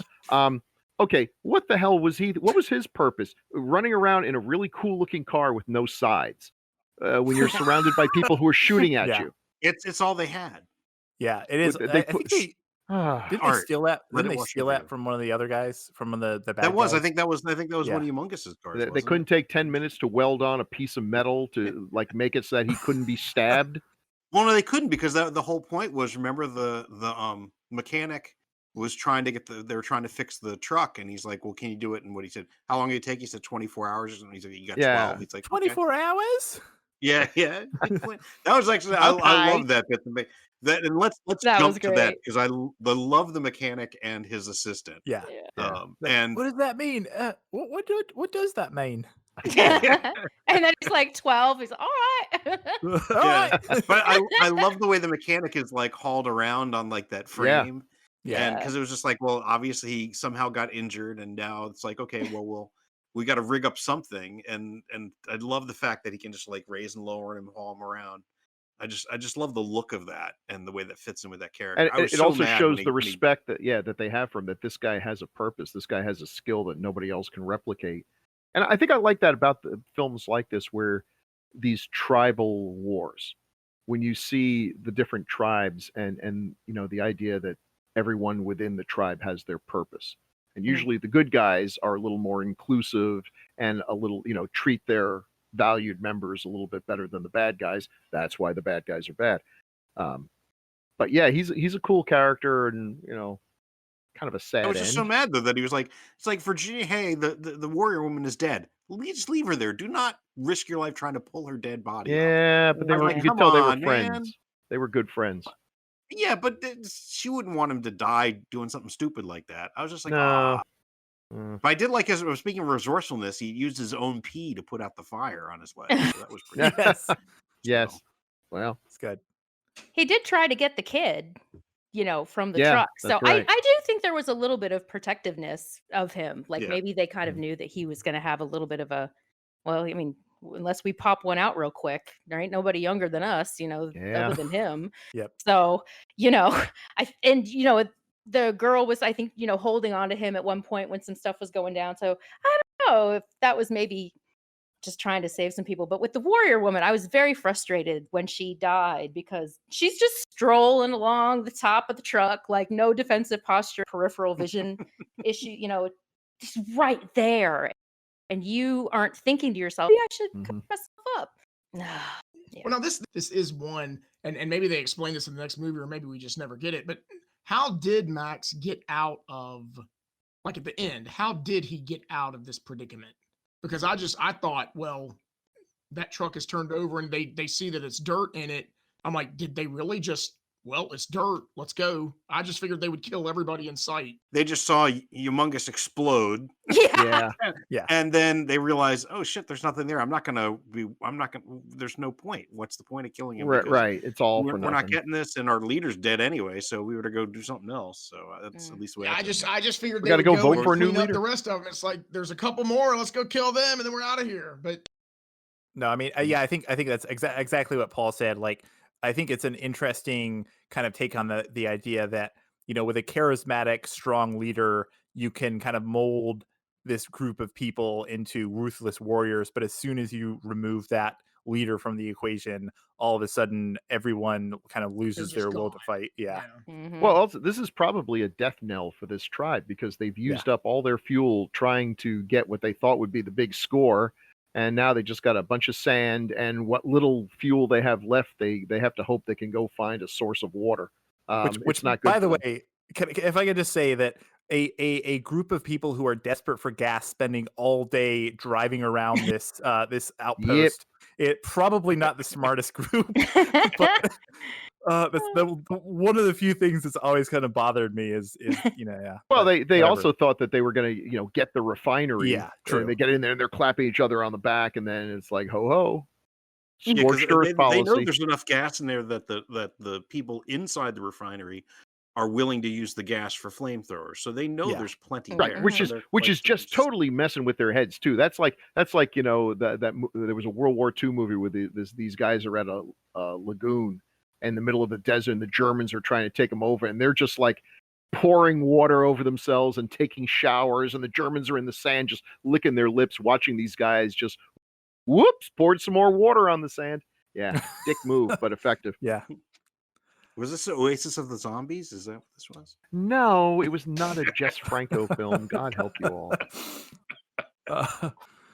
And remind me the deal. I should have watched this part again, but the deal that they made was it you let us leave and we'll give you the gas, or you let us leave and we'll give you the refinery, or was it Just walk away. Just walk away, and I spare you lives.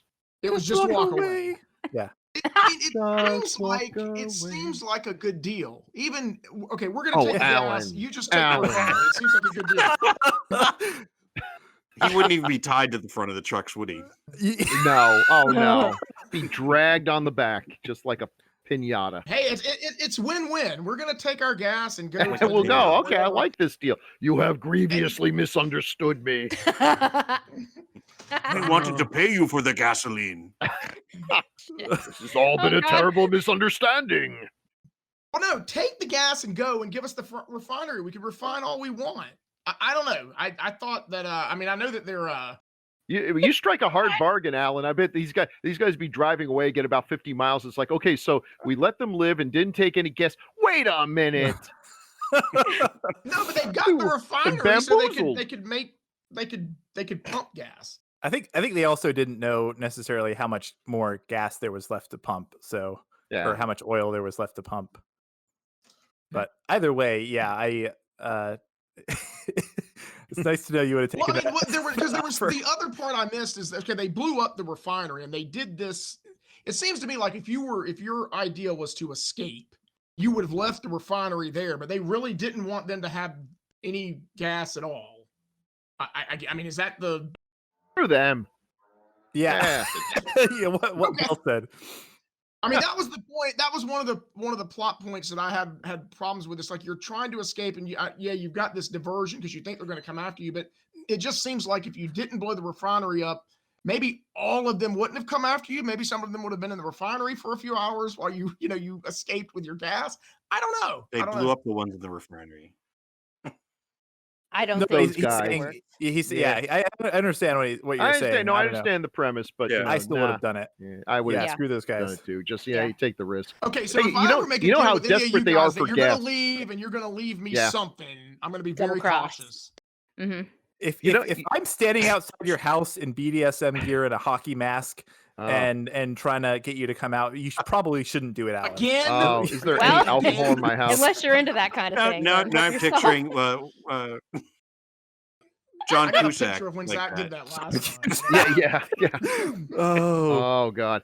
I like a very opening of the movie. You know how bad things are when Max is like sopping up gas on the dirt and squeezing it into a tin. You're like, dude, are you just like riding on fumes at this point? Because I'm pretty sure you cannot put that into your gas tank and have your car run up there.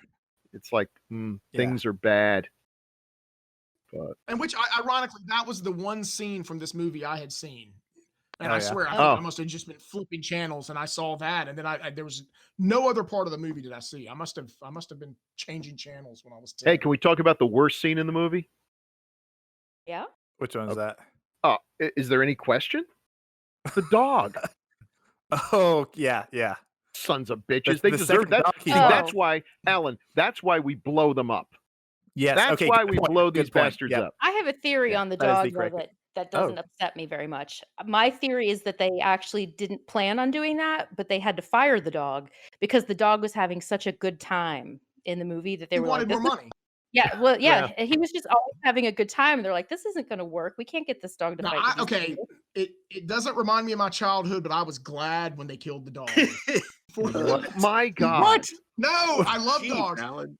No, no, Yes. The more so I many learn about you. movies. Yeah. Yeah, I know, right? So many movies stay away from things like that. It was Mhm. refreshing to see, hey, they killed off the dog. Not that they actually killed the dog, but that in the Yes. story, they shot the dog. Because to me, you see a lot of these movies where somebody's breaking into a house and, here Yeah. comes a big dog at them. And they're like, oh, well, we'll siphon him into the kitchen and close the door. Nope, you put a bullet right in that dog's brain and you're done with the Oh, dog. Lord Jesus. Important I mean, safety tip. Man, Yeah. Alan, next thing you're gonna tell me is you want to shoot a movie where you shoot a kid. Yeah. Well, that's I different. would wait. never do that, right? No, never. I'd let the Easter No, bunny you know what? What Alan says actually makes sense. It is, look, you got to have some skin in the game. You can't give us this apocalypse that no one can survive and have kids and dogs and, everybody surviving. There's got to be some cost. And it definitely gives Max kind of, that John Wick, you killed my dog, now you must die kind of thing. It does let it remind us of how bad the stakes are and everything. And the dog died the way he would have died. How else Yeah. he would protect Max Well, to and the end. another thing I So- wonder, and again, I haven't read anything about this, but if you think about it, the last few scenes, if the dog was still alive, might be tough unless he, buried him in the sand somewhere while he was,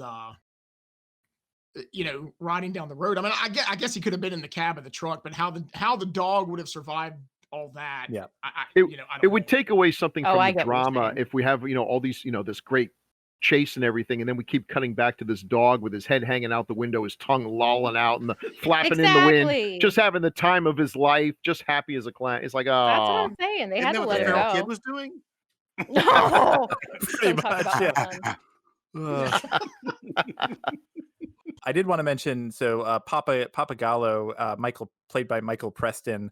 He's a fine character. He's kind of the leader. yeah, Doesn't I don't know. He's fine. I think he's an interesting kind of foil to Max, in the sense that, like, he's the one person who I think he's similar to Max in that he's seen some shit, but he's basically decided to try to be the leader who kind of gets people together to survive, versus Max, who's kind of decided to go out on his own. And you kind of see that, and there are scenes where he seems like he's, I don't know, kind of almost just angry at Max being kind of, well, I would say he's being kind of selfish, but they kind of screwed him in the beginning. So I don't know how selfish he was actually being. The one interesting thing I did want to mention about him specifically, because we were talking about backstories. The one thing I actually don't love about this movie, probably one of the only things, is I'm not a huge fan of, like, stock footage. And they did the opening with stock footage, which is fine, but it's kind of interesting because, like I said, I found what was essentially the shooting script, and there are actually scenes in the prologue that were, I guess, supposed to be shot and were just cut. I'm assuming because of budgetary reasons, because they don't really have any bearing on the plot or anything. But it's basically showing the downfall of society. It does mention that they have footage in there from the original movie, but it sounds like they were going to shoot some original footage. And one of the scenes that is mentioned specifically is, you see, and I don't know if you guys remember that the tanker truck has the Seven Sisters logo on it, which I guess is, it was a reference to the seven oil companies at the time, but obviously it was just supposed to be the name of the oil company in the movie. And in the prologue of the script, you see that you see the Seven Sisters like headquarters, and it's basically been kind of abandoned, or it's just been abandoned because they just, things have just started falling apart. And you see in, like, one of the offices, you see Papagallo is, like, putting, like, he's packing some stuff up, like he was like an executive or something at this oil company and he's just leaving, which I thought was kind of interesting because that's Yeah. basically his backstory was he was basically, which I guess makes sense because that's why he knows kind of where this refinery Yeah. was, and that's why he's been able to kind of take over here. Uh-huh. He's so well spoken. I just assumed he was like a university professor or something. But I'm glad they didn't show all that. And the stock footage didn't bother me much, especially after having seen the movie and realizing this is narrated by the kid. The kid Yeah. didn't know what civilization was. Yeah. He's pretty much grown up in this wasteland, so his memories are just sort of stock footage, cartoony, nothing, black and white, whatever. It doesn't necessarily have to match with anything. It does give you a weird it is a weird way to open because it doesn't look very good. Yeah. And then, Well, but and they then, use that but then scene within where the moments stunt we're guy got into hurt. what's that? They use that scene where the stuntman got hurt. Really? Where he remember that where he hits his head on something? Yeah. Well, Oh, you So mean the bizarre. footage from the last movie? Yeah. Yeah. Their Yeah. stock footage roll. that was a shot. good I mean, shot. Come on, it's a It good was a shot. good Get shot. their They money's probably worth paid out a of lot it. of money for it. Yeah. So yeah. Yeah, you can't cut every time some stormtrooper bangs his head on a thing or something. Like I said, yeah, he's a pretty solid performance, but I don't think he has a whole lot to do other than to kind of be there to kind of like lead the narrative along. But And does he's anyone done a have? lot of he's done a lot of stuff, but the only other thing I remember him in was Metal Storm: The Destruction of Jared Sin, where he plays Jared Sin. He doesn't play Is that Metal a Storm. movie? Oh, I That is didn't an realize he actual. was. That he was Jared See, Sin? he was Jared Sin.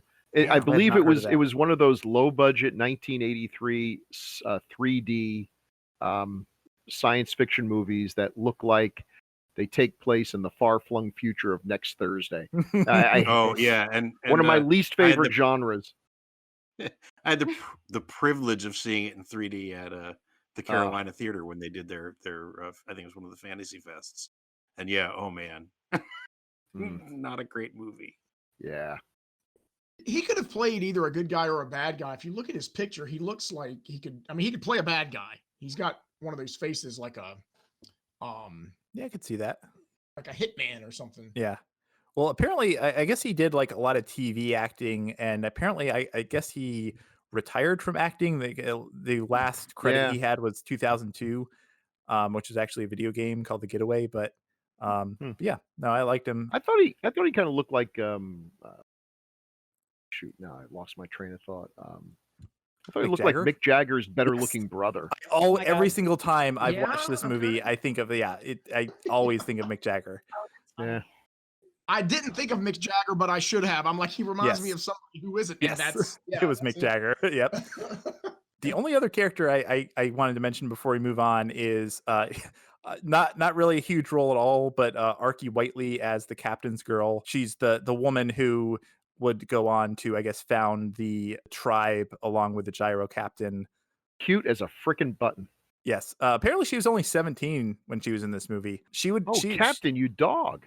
Yeah, well, she had a lot of acting credits, but most notably in a movie that I hope we can cover in the future, she also starred in Razorback. Thank you. I was so hoping you were going to say Razorback. Yes.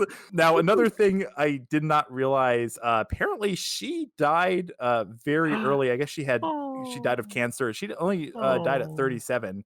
So yeah, Wow. really What sad. a damn shame. Oh. Yeah. I mean, she didn't have a lot to do, but I don't know. I thought she was a pretty good actress. Like, she only has a couple scenes. Like you said, she's basically just around to be cute as a button, but Yeah. But she was able, not everyone is able to portray that kind of sweet innocence and everything. It just, I mean, she was very likable. This is a well-cast movie. She was dressed different than the rest of them. I mean, she had sort of a Olivia Newton-John look. Yeah. Yeah. Well, none of the others were cute as buttons, so there's no point in them dressing that way. It would have looked I ridiculous. think it's also her character is important because she's the one who convinces the gyro captain to stay. That's He was right. trying to get her to leave, remember? And then she convinces him to stay and fight. So I mean, And she I has can an see important both their role there as points. well. And yeah. So that's right. So she mans up and pulls him along with her. Really, she is the one that gives him that turn. He had to make the choice to either go for likely survival or become worthy of the girl. And I guess in the end, he became worthy. Good call, Captain. Yep. And I go Yep. found that northern tribe. Before we move on, I think there's one other character we should probably touch on at least a little bit, who is the titular character, Mel Gibson as Mad Max, or the Road Warrior. Yeah, he's in it. Yeah. Okay. Cool. So, all right, I'm jumping in on this one. Yeah. Part of the reason we might not have talked about it as much as I think now the first film he has definitely more of an arc. I think after that, I mean, there's a bit of an arc, but he's really more just sort of the framework of which the movie is wrapped around. And we can get to this especially by the time we get to Fury Road. He's just sort of like the motivator. He's almost the reason why we're watching the story, but he's not the part of the story almost. Yeah, it's weird, but he's really not. I mean, unfortunately, he's not the most interesting character because you've got all these other characters that are so, like, out there, like, bizarre that you're paying attention to them instead of the main character. Because I mean, you've already seen him in a movie and you know what he can do, but like, the guy with the humongous and the guy with the mohawk. I don't know. They're just you're sort of drawn to them more because you already know the character of Max. Well, yeah, I could see that too, and like I said, I think he's also just our into this world, and like you said, Alan, that sort of the whole world itself is so interesting. I think I read somewhere he only had 23 lines in the whole movie. Like he almost says hardly anything. He's a very silent character, which I think they really bring on in the later films too. So. But now the one scene that I really remember, I mean, of course he's in most of them, but the most memorable scene to me is the one. Well, it's the one where the dog gets shot, but it's not because the dog gets shot. It's like I am finally out of here, Mm-hmm. And I mean, he's not even 5 minutes up the street, and it's like, they just try to get out and they keep pulling me back in because not only he has no out. His car is destroyed. His dog is dead. He's in the middle of nowhere. What is he going to do now except go back to where he was just trying, so hard to get out of? There's nowhere to go. He can't fix his car. He's hit rock bottom. Dead. Yeah, he's got to go back. And I just imagine, like, in that situation, his character's like, oh my gosh, I don't know how long it was in between the movies, but my wife is dead, and now. Well, he doesn't really go back. He's carried back by the gyro captain. He was just going to die out in the desert. Yeah. Well, right. He does have a surprisingly low amount of agency for the titular character, and I think it's kind of interesting. I mean, there are a lot of things I had a lot of thoughts I had on this. I think that we kind of talked about last time how you really don't need to have seen the original film to watch this one. Not at all. But at the same time, it's kind of good that so I feel like there are a lot of films that came after this, and I'm not saying that they were all influenced by this movie, but the 80s in film, and especially like in comics, were kind of the decade of making all of the heroes anti-heroes and making them all dark and brooding. And I think, it would have been fine if they had just started the franchise with this movie. Yeah. But you definitely missed the fact that there is a backstory to this character. I mean, any other film, like especially if it was a film written for a Hollywood studio, in the middle of the second act or at the end of the second act, you would have had this character open up to one of the other characters and tell them their backstory and explain to them, oh, well, yeah, I had a wife, and I had a kid, and they're gone now, or whatever. And you don't get any of that in this movie, other than obviously like the recap at the beginning of the film. That's not even him telling the other characters. No. What we sort of get it, but it's done in a really clever way. It's when Papagallo is like, what's your story? What, did you lose someone? And his non-reaction, like, aha, so you think you're the only one who lost someone. The fact that he doesn't respond, that he doesn't tells you that it's even worse than we can think. Yes. Because saying, I lost my child, yeah, that's sad. But when it's such a wound that you can't even acknowledge it, it's even worse. Alan, what you were saying actually kind of makes me think. So it's like, if you had seen the first movie, he's a family man. He loves his family, devoted to his family. It's all taken away from him. It's just completely taken away from him. He's at zero and just goes nuts. In this movie, he's come to terms with that. He's a loner. He's a survivor. He's doing pretty well for himself. He's got a nice car, a dog. He's making a go of it, living the dream as an individual, and it's working for him. So he doesn't want anything more than that. He just takes the gasoline and goes, and then that's all taken away from him. He loses his great car. He loses his dog. He's completely, once again, everything he had's been taken away from him, and now it's like, okay, maybe go back to being part of a family or something, and trying to become useful, or it's an interesting, why does he make the choices? In one sense, what choice does he have? Well, I guess he could have gotten on the bus with the rest of them and gone off, but he takes this this crazy mission to drive the truck. I assume not. No. In fact, I know for sure doesn't know that there's nothing on it. He thinks he's being a hero. He's being a bigger hero than he knows he is, because he's going on a suicide mission. But yeah, for me, seeing the whole first movie sort of made that scene more impactful. And if I had missed the first movie, I feel like that is really the only thing I would have been left out on. I actually also happened to have seen, for some reason, I saw Back to the Future 2 before I saw the first one. And they showed a lot of stuff in there that I remember we saw it in the theater, and people are laughing at things, and I'm like, what is going on? It's like, oh, well, in the first two movie, Michael J. Foxes? Yeah. But there was none of that in this movie. Like I said, if you didn't see the first movie, it's sort of, because it's sort of like I hate to even call it a sequel. It's more like it's kind of like James Bond, or whatever you call it. It's like a continuing story, like a comic book. If you didn't see the first one, you really are not lost in the second one. You missed out on some aspects of his character and things, but you're not lost in the story. The story sort of can stand on its own. Because after the first movie, all the Road Warrior movies are basically The Fugitive. He comes into town, there's a bunch of people, they have a problem, he helps settle it, and then he wanders off again. And they really could be completely separate movies. Mad Max Beyond Thunderdome could be about an entirely different character. In one sense, except for the fact that he's got a name, he's kind of like Clint Eastwood's The Man with No Name. There's no real reason to believe that character is the same character in The Good, the Bad, and the Ugly, and a few dollars more and Fistful of Brains. We just assume because he's got a poncho and no name, and played by the same actor. But when we get to Fury Road with Max, he isn't there either.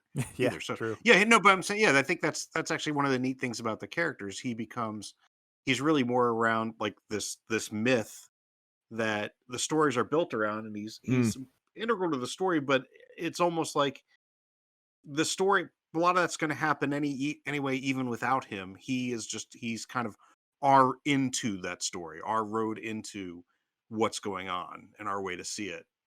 Right. He would have somehow needed to have been integral to like that refinery, or trying to destroy it or take it over or help them or something, to be more than, like you're saying, just our end to the story. Because he's not really, he has nothing to do with that refinery, right? He just sort of, he's out there. Well, here's the interesting thing is, like, if I asked you to tell me what the plot to the Road Warrior is, like, what would you say? There's not a lot of plot. Yeah, no. So I can literally sum up the entire film in one line. It's just about a guy who's trying to get some gas. That's literally all it's about. Up until the very end, everything he does is he's just trying to find gas to put in his car.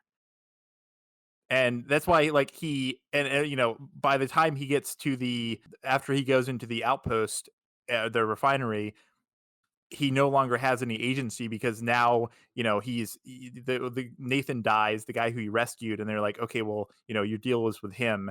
So now all of a sudden he's basically trapped, and he really has no agency. And the only way he's gonna, he's basically working for them, but he's still just making a deal with them to get some gas and to get out. The other interesting thing, and this is, Bill, you mentioned how he loses his car, he loses his dog, and that's the only time he really does anything that's even remotely heroic, I think you could say, is when he decides to drive the tanker.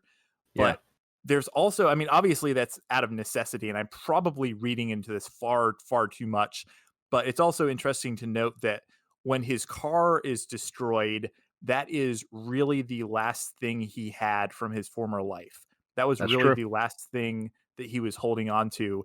And so when his car is destroyed, you can almost see it as him finally being forced to kind of move on Mm. and stop. He's probably still mourning his kid and his wife, but he's no longer stuck in this fugue of mourning where he doesn't care about other people, and he doesn't care about the goings on outside world because he's so insular in everything that he does and thinks.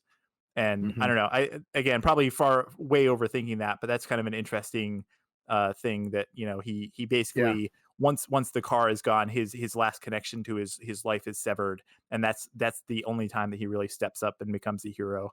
It's to me, the whole series is fascinating in the sense that to me it's always been, and this is partly I think just the fact that the director is, as he continues, unlike most directors who go into a pretty serious artistic decline, Yes. he is not. He's just keeps it going until he dies.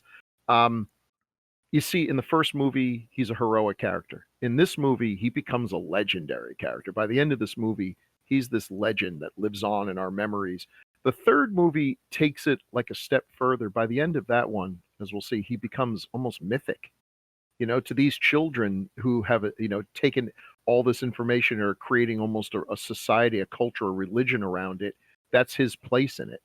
And then by the time we get to Fury Road, I would argue he has slipped into religious category. The allegories in Fury Road to him being a Christ-like figure, from subtle crucified on a car to Yeah, as overt. Christ was. He actually gives his blood to. Yes. Come on. I mean, wow. If there was a scene where he walked on water, I'd be like, yeah, of course he does. So that's so cool to see this one character, and yet as he ascends to this ultimate, he becomes less and less human. He's never as human as he was in the first movie. Ever, it's been stripped away from him, but in its place, he loses parts of his humanity, but he gains this other quality, this quality that makes him appear to us, at least in legend and everything, to be more than human. It's interesting. You can have a lot of fun if you're some poor kid stuck in college taking a film studies class. You could do a whole lot worse than to take these films and go to town on them. Write something really ridiculous that your professor will approve of. Yeah. Do I I sound think that bitter? actually, yeah, I think that reminds me. That reminded me of when Fury Road came out. That was the thing that someone said is like, a lot of times when you're watching a film, you're meant to be watching something that, even in a fantasy film or sci-fi or whatever, you're supposed to be watching, this is what happened in the reality of the film.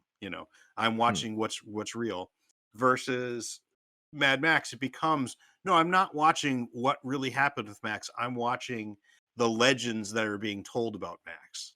Yeah. Makes sense. It's brought out at a different, it's a slightly different level. It's like, if we lived in a far future where Max was, these are the stories someone told about Max, and this is the film that is the story. So that's how he comes, Yeah. like you said, Bill, more and more legendary each film. Well, it's Yeah. like a movie I like and a lot of people don't like, 300, where people are like, this is so stupid. The you know Persians did not use giant rhinoceros and cyclops giants. Like, yeah, it's a story being told by this guy Yeah. around a campfire. Of course, everything's going to be ridiculously, over the top, But yeah, okay. I was gonna say I hate to bring up other movies, but there was a movie where like that exact same thing was done, where uh, it's a movie about somebody is telling about somebody's life, and they're like greatly not embellishing it, but like Big the Fish. way Big they Fish, film Big it. Fish. Yes, Yeah, yes, that's Yeah. it. I don't know yeah. why I was thinking giant something, Big Yeah. Fish. Yeah. Giant fish. Siamese And twins. yeah. Yeah, Anyway, I I needed like to get that that thought out. Yeah. No, I think if we don't have any other stuff, I mean, obviously it's a character and an actor we could Yeah. talk about all day, but I think that's actually a good segue into the creation of the story, and the writing of the script, and how George Miller went from the first film to the second film. He kind of came to the mythological stuff in a roundabout way because he made the movie without supposedly any real knowledge of Joseph Campbell or any of that Hmm. stuff. And it was only after the film was released and it was so successful and people were explained to him that Hmm. this is why it was so successful because it resonates with all of these different cultures for the same reason. He had a quote that I'll read. He said, "There's a mythology out there, and basically Mad Max was kind of a weird Australian version of that, a kind of road warrior." And so that led us to Joseph Campbell. And once Joseph Campbell opened those doors of perception to storytelling, I suddenly forgot about cinema altogether and basically became a storyteller. I've been trying to figure out those mysteries ever since. Hmm. And I think that's exactly what you just said, Bill, is it's basically he took the all the stuff that Joseph Campbell wrote about mythology and the archetypes and everything and took what he wanted to do with the original film, which was just tell this story about, a post-apocalyptic hero with a bunch of car crashes, and he kind of melded them together and kind of came up with this almost a new genre unto Hmm. itself, right? And he even mentioned, I think it was in a contemporary interview from around the time that the Road Warrior came out. He did mention, George. He's basically said, like, did George Lucas, what he's doing with these sci-fi fantasy film in Star Wars is what I'm trying to do in these sci-fi action films with the Road Warrior. Yeah, and I think you could argue that the Road Warrior, while not a superhero film, it seems far more than most movies, even superhero films or superhero-like films of the '80s, seems a lot more like the genre that we have now, the Marvel, Yeah. and to a lesser extent, the DC movies. That template and all. It's a great movie. And it's one of those timeless movies. I think the Road Warrior, as long as humans are still around to appreciate movies, is going to be appreciated. It's not going to get dated, um, because it takes place in something that doesn't really exist. Hopefully, won't. Um, and is just solidly done. And I love Fury Road. I mean, I think Road Warrior is my favorite of the bunch because of when I saw it Yeah. and the effect it had on my life and everything. But I think Fury Road is just a brilliant masterpiece which could not have been made in 1981. Right. The technology just wasn't there, and thank goodness the technology improved and the creative force, the artist, was still around to be able to take that one step further and make that film. So, Yeah, and getting into like his direction of this film, that actually brings up another interesting quote that I wanted to read. And this, I think, again, I believe this was from an interview that was like in the '80s, so it's kind of interesting to see how prophetic it was. But he said, so when the idea for Mad Max 2 came, it was like, oh my God, there's an opportunity to put all the theory into practice. So hmm, in one way, Mad Max 1 was a rehearsal for Mad Max 2. And I hmm, think every film that you do is a kind of rehearsal for the next one.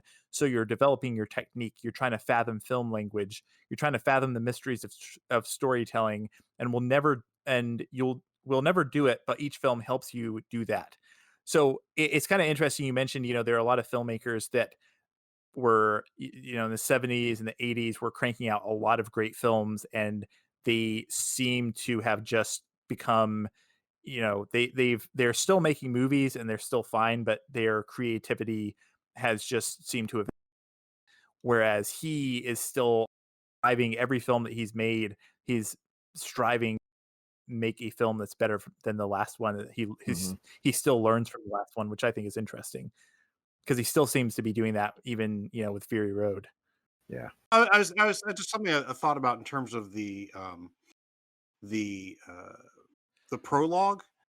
What I like about the prologue is that it's the exposition in it is sparse. I mean, yeah, they use Hmm. the we were talking before about the stock footage and the footage from the original film, but really, like going into it, they give you just enough what you need. They don't go into details exactly about what the war was or what. I mean, it's just enough to get you into that environment. You don't have it's the kind of world building I like where they don't give you a lot of details and you can fill in on the backstory in your head. And so I really like this sparse nature of that. Um, so that's all. I was gonna. Yeah. Well, I think again, like the thing that works so well about that is it's all done like quote unquote in universe, right?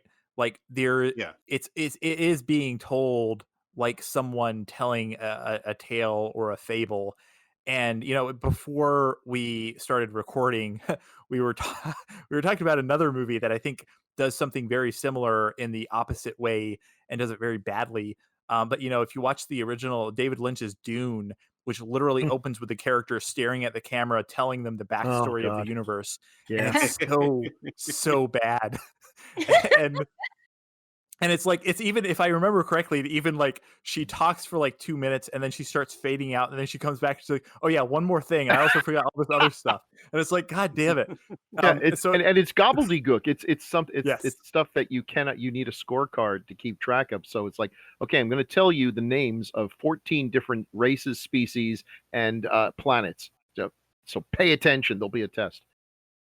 Yeah. Yeah. So I think it's still that like that movie. naturalistic. Yeah, no. I mean, there's still perfectly good parts of that movie. It always stands out as and again, like obviously they were trying to do something that was similar to the fact that Star Wars has an opening crawl, but Yeah. that's a whole other thing. But yeah, I think the natural kind of element to it is what really makes it work, and it's not just like, oh, let me just tell you about the last Right. movie, right? And there's a trick to it. You can tell too much. Like, we don't need to know why this one gang is dressed up like an S&M club and why these other people are here and why is Darth Vader why is he dressed in black and breathe all the time? It's like, okay, you can use your imagination to fill in all those gaps, and you probably will.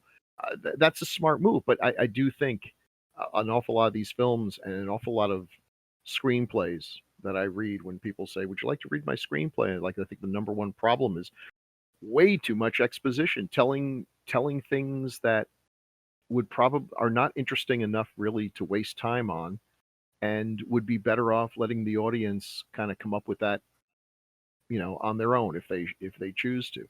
I think it's fine. Things went to hell, and we're in Australia where things are already pretty brutal, and they're even more so now. And go.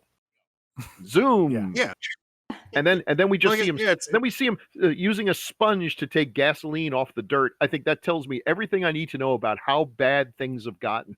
That we're scavenging for dirty gasoline.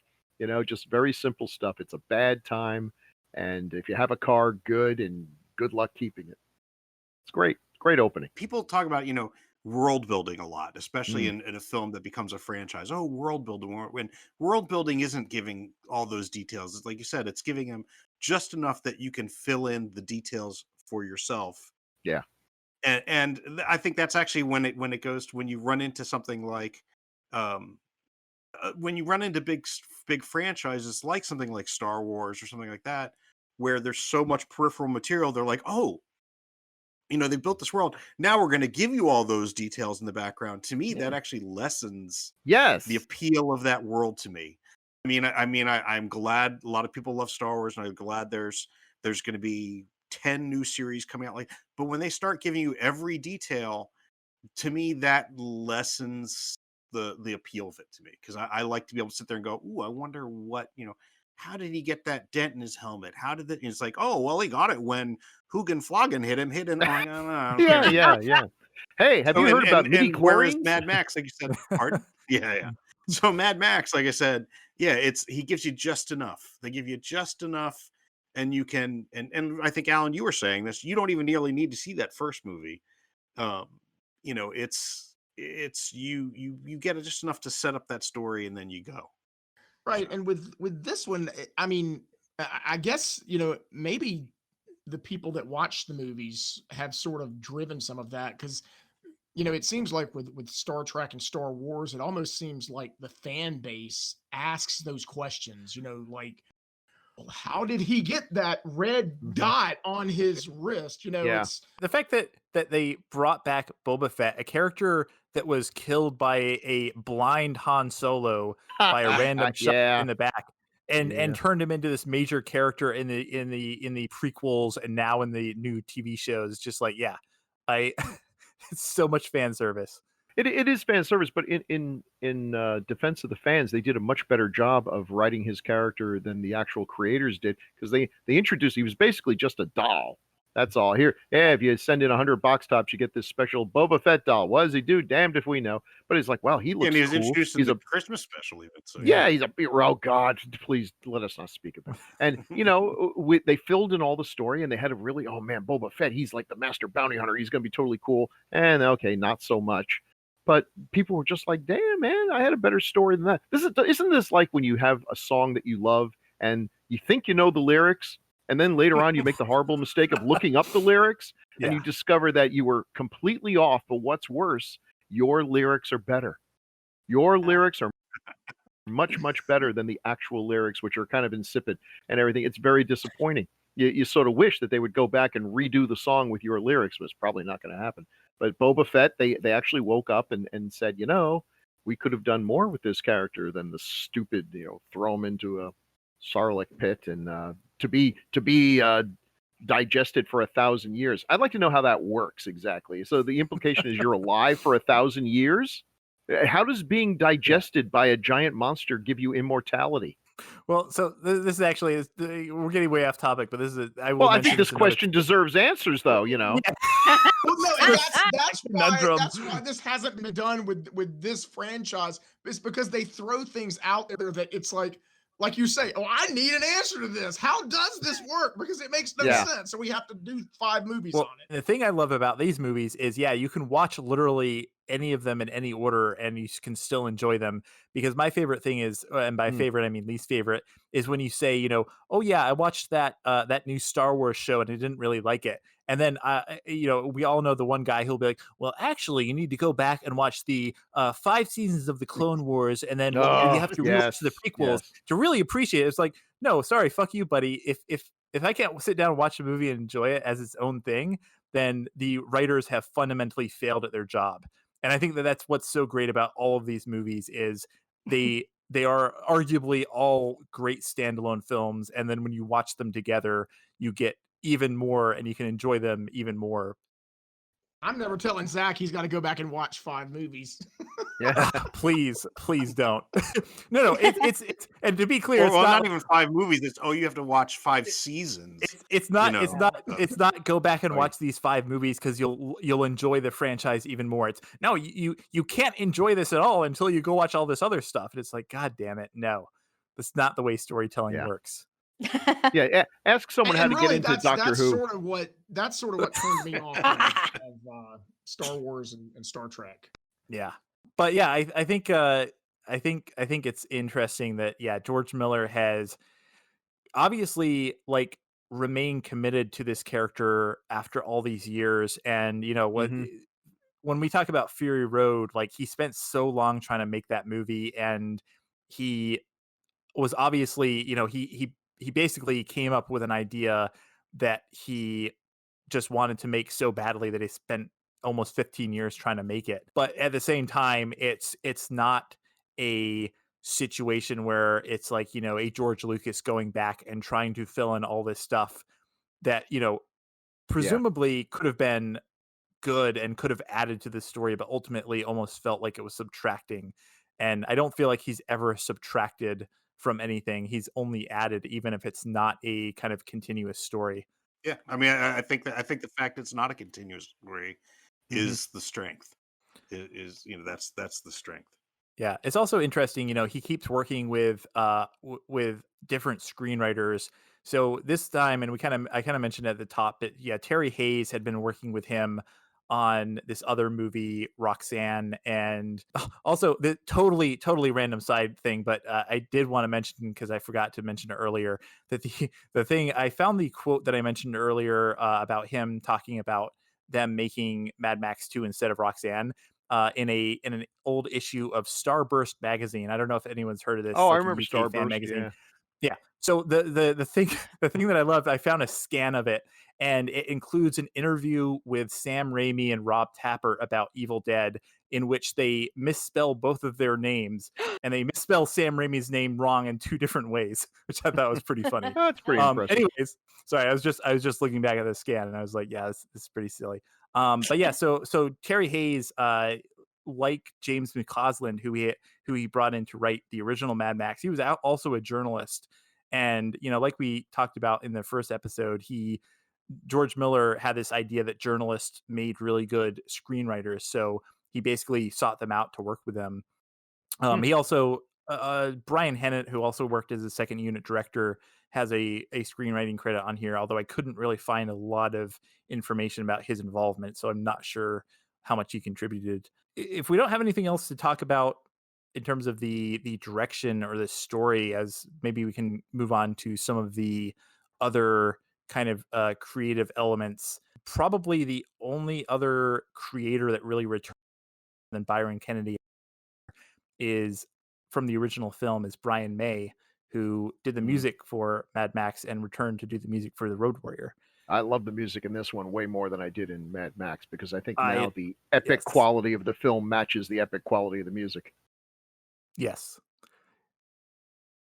I agree. Great, good talk.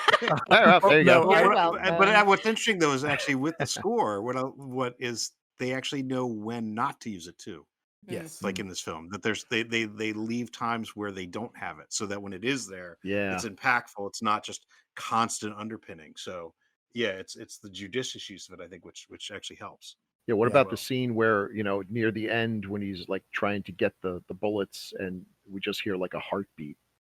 Yeah. We're just waiting for Wes to come jumping up like a jack in a box. Mm.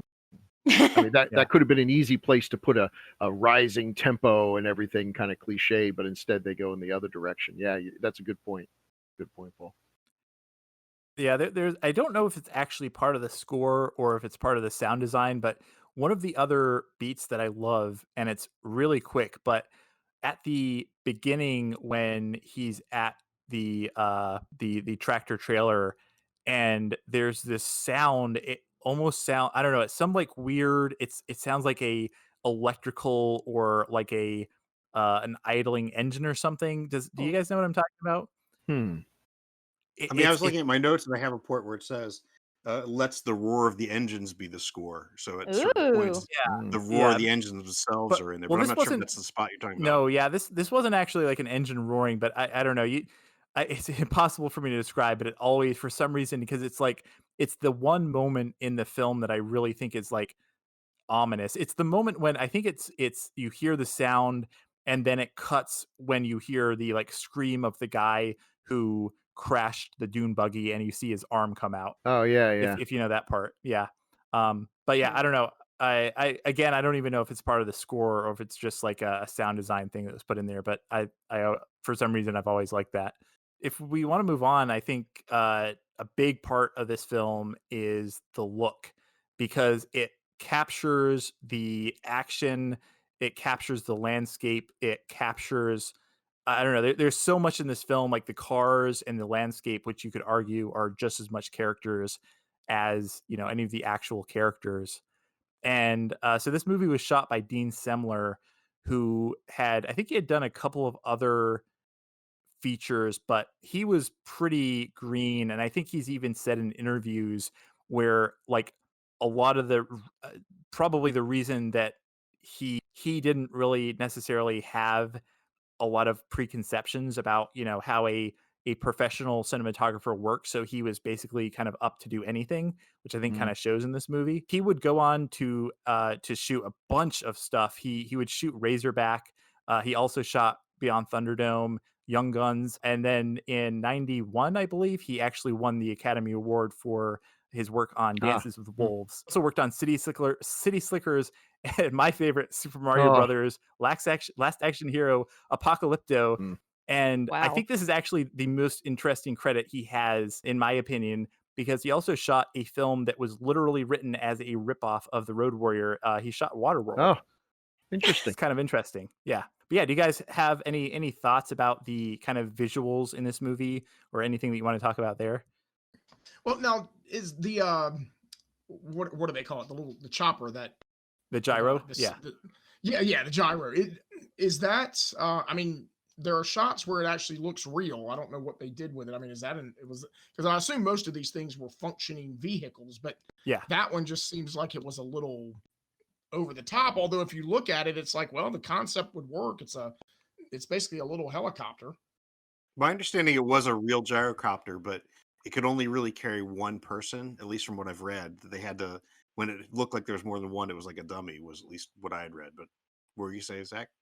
Oh no, yeah, I was gonna say, yeah, those things are real. I've seen I've seen them flying, or once I saw one flying, and I had to do a double take. But yeah, so I would imagine it actually worked. Now I think that the scenes, like there's that great shot of when he, after the his car wrecks and after the gyro captain rescues him, there's that great shot where he almost looks like he's floating above the ground.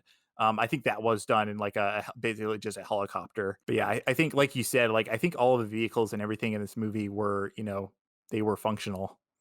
Right. Well, I mean, like nowadays, if you saw a gyrocopter flying in a scene, you would think, well, there may be something on the side, and they've just sort of, CGI'd it out. But back Oh when yeah. this film was made, it was a lot harder to do that. And it's like, wow, it looks like it's flying to me. Yeah, I mean, there's so much about this film that I think even stuff that they wouldn't have necessarily done like for real in like a Hollywood movie, they probably did for real in this movie, just because, they didn't have a huge budget. So they basically had to, all the vehicles had to be functional, and they had to shoot as much as they could without any special effects. Yeah. That's one of the things I really liked about it, especially in Mhm. the scene at the end, the whole chase scene. It was very raw, and at this point, I'm worried about my son, so I was I was worried that people were going to get hurt. But it was very real. Yeah. It was just there really are moments where you're just like, okay, this is not a Hollywood production. Somebody might actually hurt themselves jumping from vehicle to vehicle here. Yeah, I was reading. There was another interview I was reading with George Miller where, he was talking about part of the reason that the stunts were so crazy, and part of the reason that people did get injured was it wasn't because he was pushing people to do things that they shouldn't. It was the fact that the stunt team was constantly pushing themselves and trying to do like the craziest things they could. So I think a lot of it was honestly just like this stunt team of like, young, energetic people who had probably, the first film had a reputation for a lot of these awesome stunts. So they were obviously trying to kind of outdo themselves in this one by going kind of to the next level. Yeah. Oh yeah, I mean- let's speak to that. There's the horrible accident that ends up in the film as like one of the most spectacular stunts. When the guy he's on the motorcycle, he hits the thing, goes flying, and does an amazing somersault through the air, and it's like, wow, how did they do it? It's because he hit the thing and wasn't supposed to, and went flying through the air and was horribly as injured. one does. Yeah, and was horribly injured too, apparently. So, or at least badly injured. But it looked spectacular. But I remember the first time seeing that, going, how they do that? Did they have him like on a wire rig and they were spinning him? And it's like, Yeah. no, he got hurt. There's nothing more real than reality. I mean, this is, and of course, Fury Road expertly combines CGI with reality. There's an awful lot that's real, and there's some stuff that is augmented, which is really the best way to do it. But it's just amazing how often this lesson has to be learned. I mean, everyone realizes if the Mandalorian, if Baby Yoda were a CGI figure, we would not be thinking of it and speaking of it, and just crazy about the way it is. There is a thing about reality. I go back to pro wrestling again. There was a guy, Stan the Lariat Hansen, considered to have one of the best working punches in the game. He could make a punch look like it really hurt. And Mick Foley was writing about the first time he wrestled him, and discovered the secret of how he was able to make his punches look so realistic. He just leaned back and hit you as hard as he could. He was legally blind. When he took his glasses off, he couldn't see really much more than a blur, so he just punched at the blur and connected. So there you go, and there's the secret to how do you make a punch look good. Punch someone. You should write a filmmaking book. Yeah, I mean, filmmaking 101. Yeah, no, the best advice, the best filmmaking advice that has ever been given was given to the actress Sharon Kelly, who made a bunch of like softcore movies and then went hardcore as Colleen Brennan. More information anybody needs to know. But on her first movie, the director came up to her and she's ready for him to tell her about the character or something. He said to her, "That's the camera and that's the microphone. Don't look at the camera. Boom, let's go."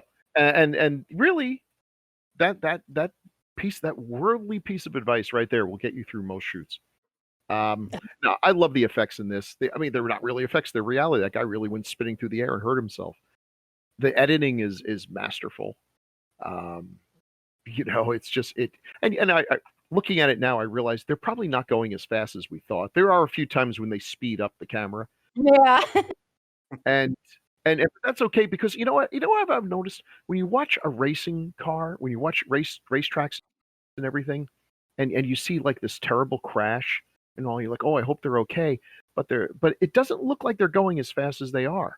I watched the one that killed, or was it Richard Petty, and he's like he hit the wall at 120 miles an hour. It's like, wow, it doesn't look like who's going that fast. I mean, it just, since everything's going fast, you get the illusion that they're not going that fast at all.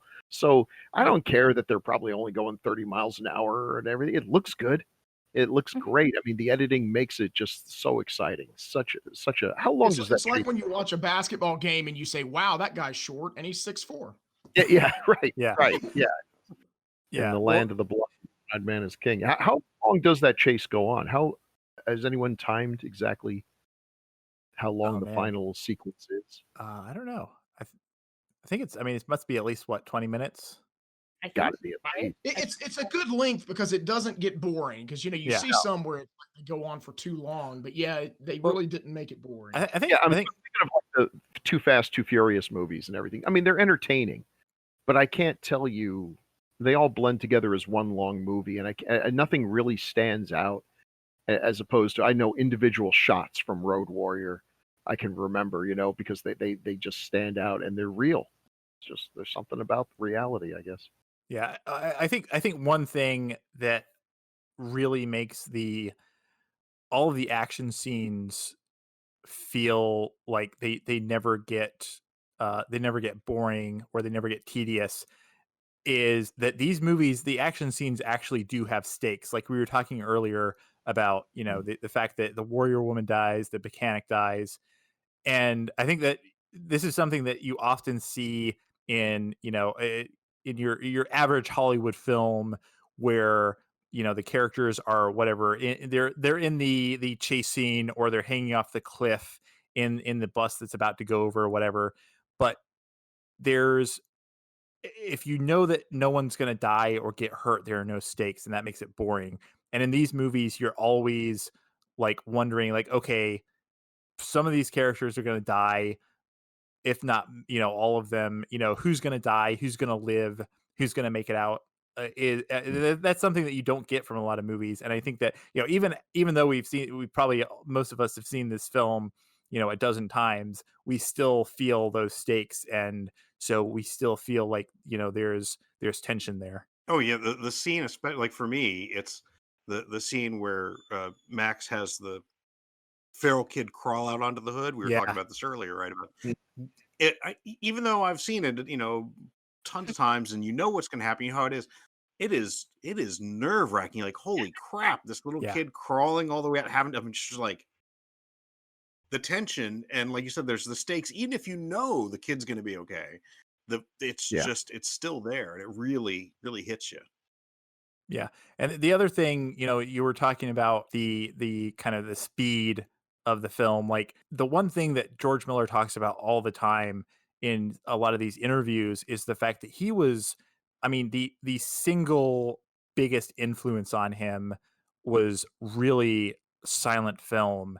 And so he talks a lot about his approach to minimizing dialogue. He talks a lot about, the reason that the original film, and probably this film too, but even the original film had a decent amount of dialogue, but he said, the reason it did so well was you can take a lot of the dialogue out and the action still works. And so that translated to any culture that was watching it.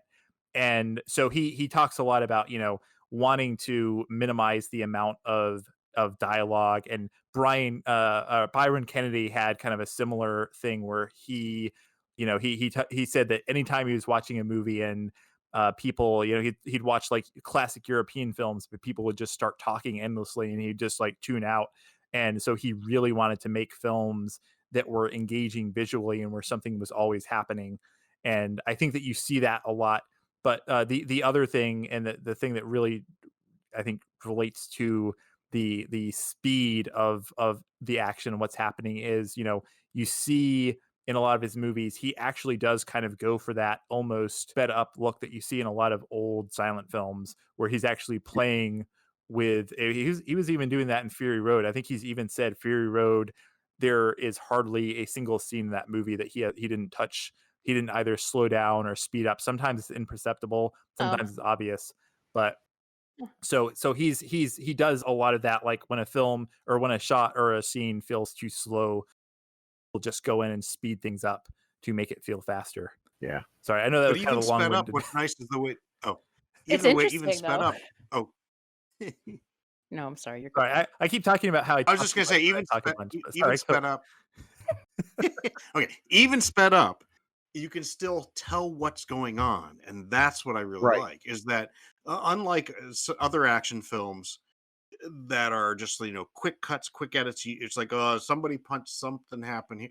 This you can see in Mad Max, in all his films, all the Road Warrior films, Mad Max films. You can see what's going on. You know what each shot is going on. It's not just something happened. So, which I really like. I think that's what makes it. yeah. Mhm. Well, it's also interesting because I didn't copy the exact quote down, but I did find there was another interview again in like the 80s where, and again, this is like a very prescient thing to say, where he was talking about the action in his films, and he was talking about how basically cinema is constantly kind of reinventing itself, and the fact that an older generation may not understand his films because they thought that they were too violent or too fast. But he said in a future generation, people might go look at Mad Max and think that it's almost too slow. So that was kind of an interesting, and I think that's very true to a point. I just recently rewatched the Tim Burton's 1989 Batman film, and I was like, it's mind-boggling how different that is in terms of the action between that and Christopher Nolan's movies. But I think that there is something to be said for, no matter how fast the action is, or no matter how much is going on, like just being able to edit the overall action or the overall flow in a way that just makes sense to your brain. He also Right. mentioned that. Oh, go ahead. Just Transformers. Yes. Okay. Always my go-to example. Blindingly incomprehensible, just a clash of color and motion. I don't know who's winning. I don't know who to root for. So you become just a passive observer of what. Were I a child again, is like they're going to make a movie that's basically 2 hours of giant robots smashing through a city. Of like, oh, Mhm. my favorite movie of all time. Yeah, not so much. Yeah, but I guess they make a lot of money. So there must be people who just like to have their senses assaulted without being able to trouble themselves with thinking about who's winning or losing.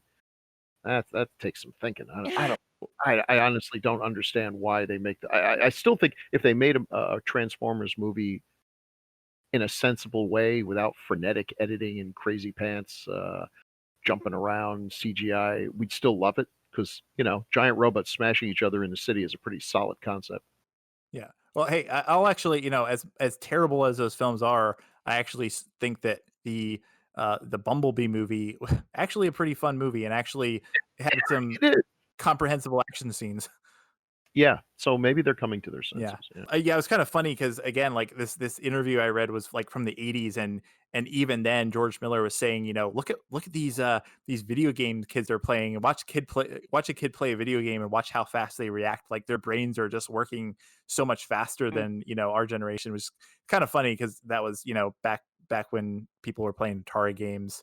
And he was also, again, like very insightful, because I think that's definitely become true in the sense that every generation of video games is more photorealistic, but then every generation of film is trying to kind of compete with that type of action. Do you remember Defender? The video game Defender? Yeah. Like the Atari game? Alan, chime in here. This is your special. Oh yes, Defender and Defender 2.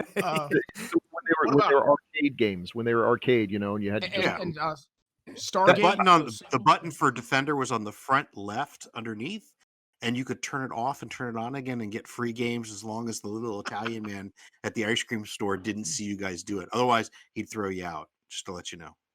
Wow. Very Okay. specific. Yeah, what is your question about Defender? No, I was just going to point. I remember when that game came out, and watching someone who was good at it play it was like looking at a superhero because it was just so fast and everything was going around. It's like I couldn't. How do you keep track and everything?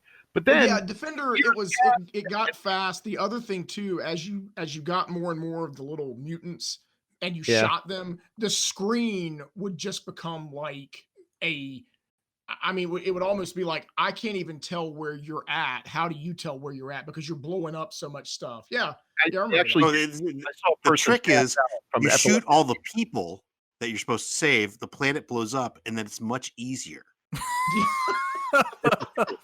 Now, my point, which I was getting to, was years later, I watched somebody playing one of those Capcom games where characters just sort of jump in and punch each other, and you have to like smash a combination. Street Fighter. Okay. That made Defender look like Pong. I mean, it was like the world was. It's true. The speed of some of these games, the hand-eye coordination that is required to even be competent. Whenever I play these games, I literally just mash buttons, and sometimes things happen. It's like, oh, that worked when you used to have a stick and one button, and then it got to be like where you got to know all the moves and the combinations of moves.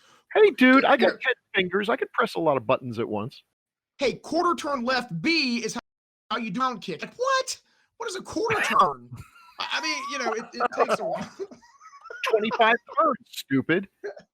I was gonna say I looked on IMDb. I looked at the rating. So the rating is R.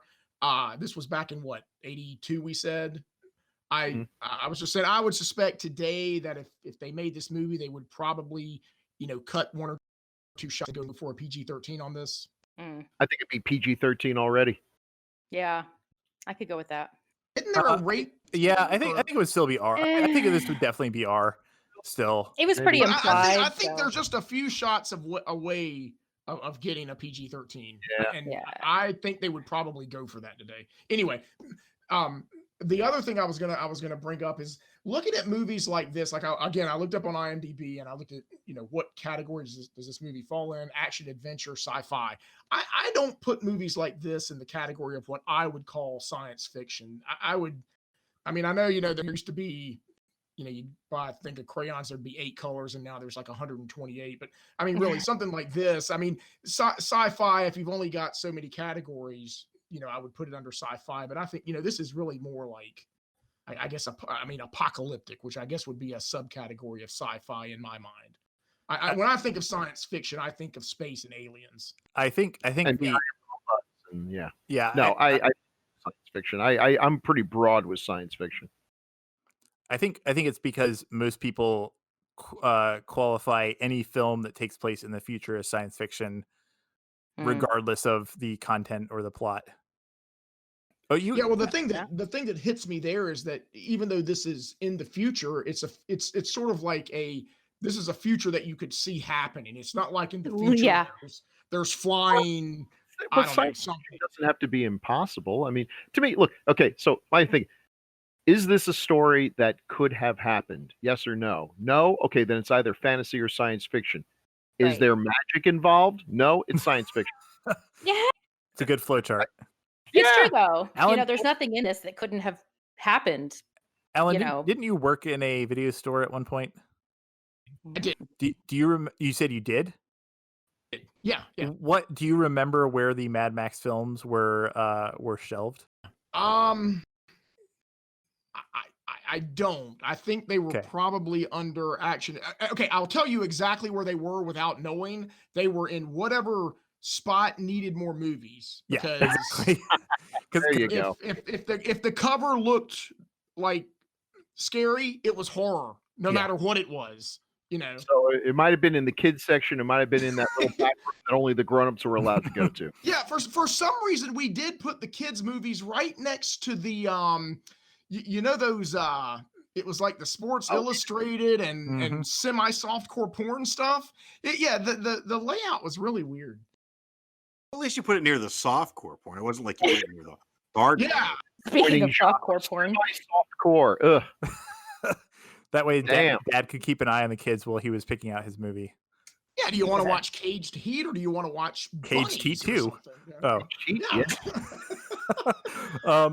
no, it's actually funny because I totally forgot this, but I was going to open the show when we went around and introduced ourselves by saying where in our video stores these movies were. Definitely know that they were in the science fiction section at my local video store, probably for the same reason that like you said, that it was the smaller section, so they probably needed more stuff to Well, put in there. but I really think that in our store, this would have probably been in action adventure because I back then I used to watch a lot of science fiction stuff, so I would have probably come across these. And like I said, I'd never seen any of these. Interesting. I mean, unless but yeah, please don't go by the video corner categorization of movies because it was not. They hired someone like me or one of us. There was, as God is my witness, I found a copy of Oritsuga Doji in the cartoon section, and technically it is a cartoon. Technically, God, I know. I had to. I struggle with my conscience because it was just a funny idea that somebody would bring this home, but I thought, nah. So I went and I told them, "Guy, you really need to put this somewhere else." After I rented it. Nah. Well, I'm definitely glad that George Miller cut out the idea of Mad Max having a sassy robot sidekick because that'd be a completely different conversation. Yep. Oh no. Robot dog. A robot. Oh, if they had brought the dog back if the mechanic had been like, if the mechanic was like, don't worry, I'll bring him back. And the next scene, he's a robot. Hi, my name is Max. Rough. Alan, were those your tangents? Or do you Um, have another one? yeah, those were my two. Oh, and I did also want to. You had said something about Bill should write a book on filmmaking. We actually did write a book on filmmaking, and it sold like 1,000 copies because we didn't charge anything for it. It was only like 20 pages, and Nice. Generous of the word whatever soul. site it was being quote unquote sold on is gone. But if anybody listening would like a copy, just email me. I'd be glad to. I'd be glad for you to be our 1,001 and first customer. Wow. I want a copy. You could go to a film store. Bill, we're selling it. I can hardly keep up the production. I can give you a bootleg copy I've got. Yeah. Damn, that's why we didn't make any profit. I'll upload one to a torrent site. Yeah, I was just gonna say, put it on the Pirate Bay for me. Oh shit. So we're gonna bring this industry back from the brink. What's that? We're gonna bring the whole film industry back from the brink. Yep. You're gonna rescue them. Coming way back to what we were talking about like 20 minutes ago. The cinematography in this film, I think, has a lot to do with its kind of iconography. All of these shots of Max against that kind of blank horizon. I think it's actually interesting because obviously George Miller is a very visual director, and like I said, I was actually reading the shooting script, and I thought it was kind of interesting because I think one of the images, anytime you look up the film, you see the shots of him in the car, behind the wheel, but then you see like the supercharger in the foreground. I think that might even be used on some of the DVDs. Like this is actually from the script. One like like when they actually introduce him, it says Wasteland Highway Day. The black hole of the supercharger dominates the frame, and I think that's kind of interesting that like he, very often you don't see that sort of specific imagery in scripts, but George Miller knew exactly what he wanted, and that's basically translated like exactly to the screen. I don't have any specific stuff to talk about the cinematography other than I think it looks amazing. I think it's one of those movies, you watch a lot of movies from the 80s, even good movies, sometimes you watch them and for some reason they just feel outdated, but the visuals are just kind of like Bill said, it's just kind of timeless, and I think a lot of it has to do with the visuals. And it's obviously he went on to win an Academy Award, he went on to shoot Dances with Wolves stuff, so very talented cinematographer. Yeah, there's one particular, not so much shot, but series of shots that stand out to me in that it's when the gyro captain and Max are on sort of that bluff overlooking the plain where the where the refinery is, and not only is it visually striking, it gives you it gives you a layout of the geography, which a lot of Yeah. times in action films that's you Yeah. kind of get lost too, because you're like, well, who's coming from this? You know what direction Humongous and his group are coming from. When the people run on, when you see the early on, when you see the people trying to leave and they get run down, you see what direction they go. You see how, so you get this feeling of it's a real place, and you can get in your head, okay, when they do leave, okay, yeah, they're leaving that way and they're heading this way, and it sets that for you. So not only is it visually striking, it gives you that it gives you that anchor, which I Yeah. really liked. I thought that was just really kind of neat. No, But to do it that's a really good in a point. visual way too, you know. That's a really good point, and that's always been one of my favorite shots in war or battle movies, where you have, a couple of people up on a bluff somewhere, and they're able to see what the people in the battle can't see. When you're in a battle, not that I've been in one, you're only seeing your little piece of it. You have no idea who's winning or losing or what's about to happen to you. But then, the contrast of here's just two people, and they're watching this battle, this great battle down, and it all seems so small and everything. That's the big thing that's going on, but we're focused on just this little tiny part of it, just these two people watching this. Yeah, that's a cool shot. It's a great shot in any film, but it's really well done here. And you're Yeah. right. Otherwise, it'd be kind of hard to figure out what's what. What are we trying to do here? What's the goal? Yeah. So the only other things I had to call out, and we don't really need to talk about this too much, but I did want to call out, the art direction and the costume design. I think there's a lot of very iconic, especially when it comes to the costumes. Like you said, I think Paul said, the Wes costume was copied about a billion times in various Italian films in the 80s that were trying to rip this movie off, and they basically just took that kind of archetype. It's kind of interesting because the costume designer Norma Morikawa also worked on Beyond Thunderdome, and you actually see that, like when the scene where they're in Barter Town, you see a lot of people dressed similarly. So I thought that was kind of interesting. And then also Graham Walker, who did the art direction, also worked on Thunderdome. He also went on to work on Dead Calm and Pitch Black, and then apparently he did a couple seasons of The Walking Dead as the production designer, which I thought was kind of interesting. It's very different. Yeah. Very different, That but also doesn't very surprise same. me. Yeah, There yeah. was a few scenes in this that kind of reminded me of The Walking Dead. When they use the bus as the door, Oh kind yeah. of, Oh and yeah, then yeah, yeah. No, I yeah, didn't and then even there think was of the that. helicopter scene, right, where Max's like head is hanging out. Like, which first of Yeah. all, who does that? But second of all, I'm pretty sure they used that recently in The Walking Dead when they Oh, were really? like saving Rick from something. Hmm. Yeah, had him at a helicopter with his head hanging out, almost like an identical scene. I have to find it. Huh. No, Anyway, I stopped watching a while ago, but so I yeah, may have me missed too. that. Yeah, I think People, everyone yeah. did. I'm in it to the bitter end. Oh, God bless Wow. you. Okay. Well, you can Wow. give us Somebody a has to. You said can they give were us a recap. rescuing Rick from something. Yeah, you're way back. Wow. Yeah. Oh yeah, no, I'm way back, way back. I stopped watching before they rescued him. I just saw the clip somewhere.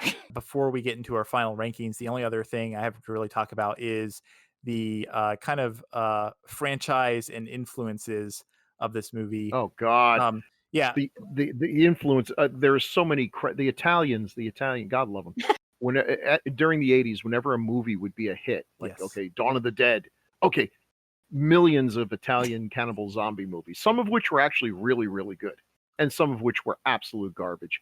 But zombie movies, as we can say from personal experience, any idiot with a camera can make a zombie movie. It's not so easy to make a Road Warrior kind of movie.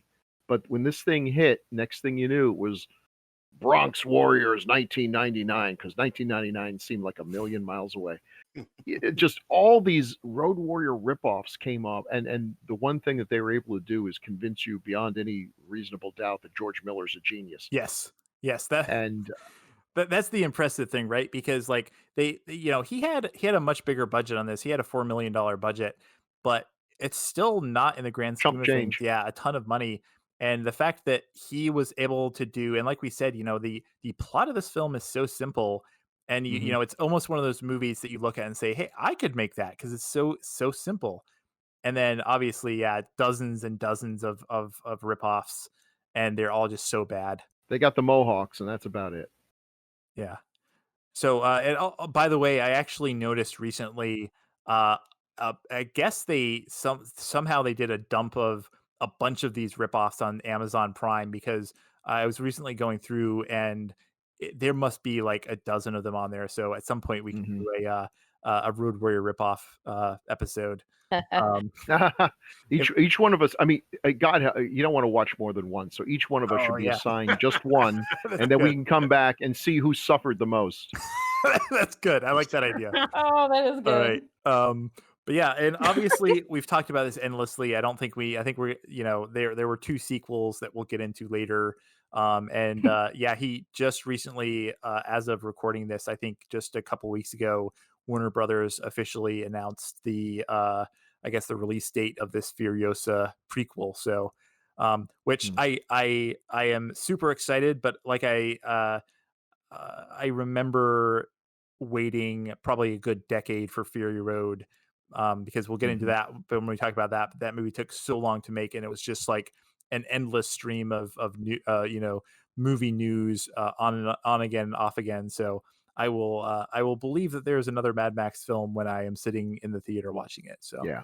And can I just say one thing? Of all, there are endless amounts of bad Road Warrior ripoffs, but there's one film that I feel is like kind of a love letter from a real filmmaker that I think you might appreciate, the and that's Waterworld. Neil Marshall's Doomsday. Oh yes, Doomsday. Yeah, yeah. Waterworld. Shut your mouth. Wash your mouth out with water. No, Dad, that's a good. Yeah, that is an I thought you said interesting no, Dad. installment. What? I thought you said no, Dad. No, Dad. No, I won't. No, Dad. You I guys just What, turned Dad? 60. can't tell me what to do. Hey. No, that's actually a good call out. Yeah, it's not really the apocalyptic wasteland type Yeah. thing, but yeah, no, it's arguably the closest thing to a good homage that we ever got, other than Yeah. Waterworld. I mean, when the competition is Hell Comes to Frogtown, There's also you know. I vaguely remember this, but I'm pretty sure it was a Road Warrior ripoff. But wasn't Patrick Swayze in one? I think it was called Steel Dawn. Does anyone- Holy crap, what a piece of garbage. Yes, yes, yes. Good. I'm definitely Oh, gonna. jeez Louise. You remember Oh, I've these forgotten things. all about that. That was like Roadhouse crossed with Road Warrior. Road Warrior House. What could It go was wrong? awful. When Oh, when we're picking everything. movies to watch for that episode, I get to pick that one because at least I can watch Patrick Swayze. No, Oh, whatever floats your boat, dude. You know. Ah, he was so good in Point Break, but that's for the Was. next that's for the thing. next. That's Anyway, for the episode of Busey And Bodies. For these Busey movies Bodies. that you're talking about, are they billed as ripoffs, or you're just watching them and you realize, oh wow, this is just a ripoff That's a of good Road question. Warrior. No, they ripped off the poster, and everybody wears mohawks and made up, and then they have a car with cardboard on it, spray painted to look like it. It's just they're terrible. They're so terrible. Yeah, Heavily influenced. like by- like Bill was saying, I mean, most of these movies came out of Italy, and it was really like, I mean, I would argue that the four most blatantly ripped off films in maybe the history of cinema, at least modern history, were Star Wars, Alien. What was the other one? Dawn of the Dead and Road Warrior. I mean, I really think And it's I will give the Italians some credit on one thing. Sometimes they would mash up things like, there's been too many ripoffs of the Road Warrior. So how about if we make, and this is an actual film, 2019 After the Fall of New York. Yes. It's the Escape from New York Road Yeah. Warriors ripoff, where they imagined that 2019 everything was going to go to hell. They came close. They came damn close. they were a year off. Yep. Yeah. No, The only thing is, like, so when they ripped off zombie films, we ended up with Zombie, arguably one of the greatest zombie films. How could they have not ripped off Mad Max and get something like, zombie level? we That's, got Waterworld, which I No. will go to my deathbed saying that was wasn't the a- Italians though. No, it wasn't the Italians. That's true. Yeah, no, and I remember, being a naive young kid and watching The Road Warrior, and when you watch something like that, and then you are, you want to find things that are similar, and obviously I didn't, you couldn't really just go and look up this stuff on the internet. So I remember just renting some of these movies at the video store and just be like, oh, this looks like The Road Warrior. It must be just as good, and just being like horribly disappointed, like time after time after time. You never learned. Yep, and that's why I grew up hating the Italians. So Oh wow. Hey. I kid. Yeah. Oh yeah, I forgot. Hey, you know who else was in Steel Dawn? Brian James is also in Steel Dawn. So Ooh. yeah, That doesn't surprise me though. yeah. No, not at all. Anyways, I think we have gone off on enough tangents, and I think we've covered enough actual ground here to probably get into our final rankings and any final rants we have about the Road Warrior. I think I actually know who I want to go last because of their previous ranking of Yes. Mad yeah. Max. So, does anyone other than Alan want to volunteer to go first and give us I your? went last then too. Yeah. Well, you're going last Well, again because you're entertaining, yeah. you're our most anticipated ranking. I'll jump in. go first. So are we ranking Okay, this go, among you go. the? Yeah, Are we ranking this among the Mad Max rate films? Rate or, it. Give it the old how many VHS tapes out of 5 you would give it, and if you want to rank it amongst the other ones, you can do that as well. I'd give it a 4.5. It's borderline 5 VHS tapes. Maybe 4.5, 4 3/4. Just because I'm hesitant to give 5 to anything, I guess. But it's damn near perfect. And in terms of the rankings, before Fury Road came out, I would have put this straight at the top. Of the 3, certainly it's certainly the Empire Strikes Back of the trio, because the third one certainly goes Return of the Jedi on us. But with Fury Road, I think they're tied at the top. So screw it, we'll give it a full 5 VHS tapes. It's pretty amazing. It holds up. When I watched it with my sons a few years ago before Fury Road came out, just they were pretty much stunned and awed by the end of it. And so that tells me if it can stun and awe the youth of today, then it still holds up. So there you go. Nice, perfect score. Bill, do you want to go next? Okay, so quickly, 5 out of 5. It's my favorite of the Road Warrior movies. Although, if you ask me right now, hey, you got to go watch one right now, it would be Fury Road. It'll probably be Fury Road frequently. But more importantly, doing this podcast has given me an idea. I want to do a mini series, maybe a YouTube series, set in the belly of the Sarlacc, where we follow the adventures of a wacky cast of characters who are being slowly digested over thousands of years. Some of them have been there around for a while, and they're pretty well digested. Some of the others are kind of new, and they want to get out before they end up like these guys. And every week they come up with a new scheme of getting out that somehow falls apart at the end, but they learn a valuable lesson. The digestive juices are what keeps them alive too. Yes, that's yes, why they can obviously be alive for 1,000 years. And so here one of the characters would be like this schemer who realizes that if he can get out of the Sarlacc with some of the juices, he can sell this to rich people as an immortality thing. He's got like $1 million idea. He's been scraping by his whole life. He's just like a junker or something. Now he's got this $1 million idea, but he's got to get out of the Sarlacc before this $1 million idea digests him. It writes itself. Yeah. And then the big cliffhanger at the end of season 1, just as they're about to get loose, Boba Fett gets tossed in there, breaks their rope or whatever it was they were going to use to get out, and now everyone's like, "Holy shit! Season 2 is going to be awesome!"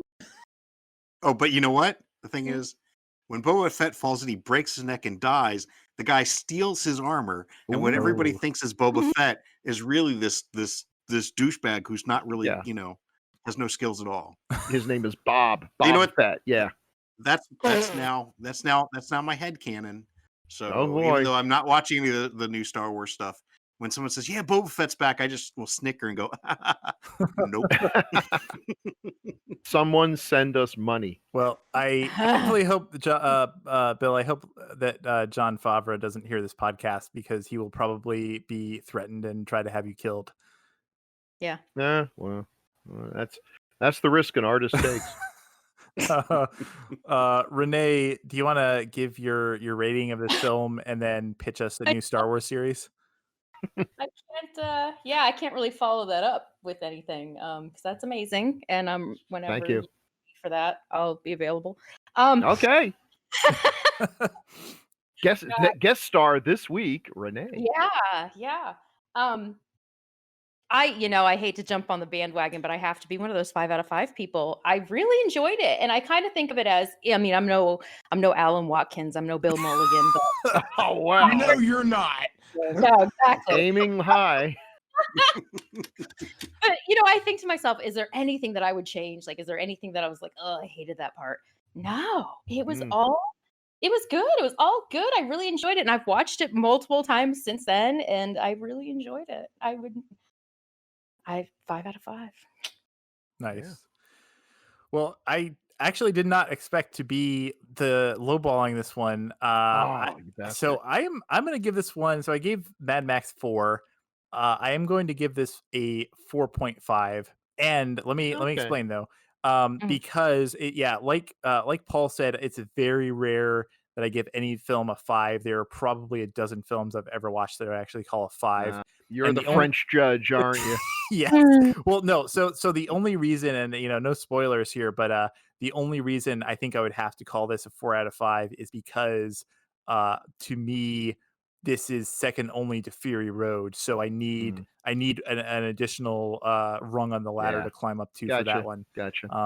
But yeah, so I'm gonna say 4 out of 5. Yeah, it's there is really nothing I would change about this movie. I think it's I don't know. It's very Did close you say to 4 or 4.5? 4.5 out of 5. Yeah. Okay. So yeah, I'm gonna say 4.5 just because I got to save that extra half for Fury Road when we get there. What happens after I watch Fury Road? What am I going to do? Readjust all my scores? Yeah. We will talk about that when we get to that episode, I guess. Yeah, that'll be interesting for those of us who haven't seen all of them. Then So you I go get to watch Hell Comes to Frogtown, and every movie becomes an instant 5. You watch Steel Dawn, and yeah. Even out. Did you rank this one out of the all of them? No, I didn't. I think I'm actually going to wait until we get to I mean, it's going to be pretty obvious. You could probably already guess, but yeah, I'll probably wait till we actually cover the other two to go down the full list. So without further ado, Alan, you gave Mad Max like a 1, I think.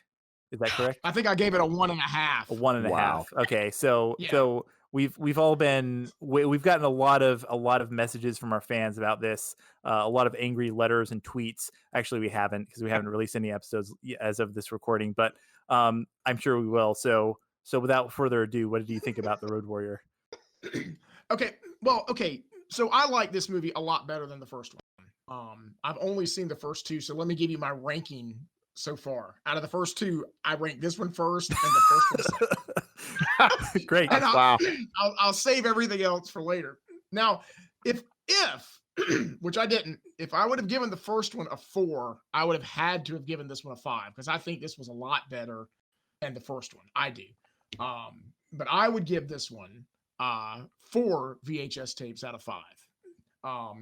And I gotta say, for something that's considered apocalyptic or science fiction, even for me to give it a 4, I would say is a really high score, because I don't see a lot of science fiction and post-apocalyptic stuff that I would rank that high. But yeah, I mean, so if we get death threats from me giving this a 4, I'd hate that. But yeah, I'd give it a 4. No, I think a 4 is fine. That's definitely an improvement over the last one. That also means that we have an average here of 4.7 for this one, which is I think pretty respectable. Yeah, I think the last one we had an average of like 3.5 or something because of Alan.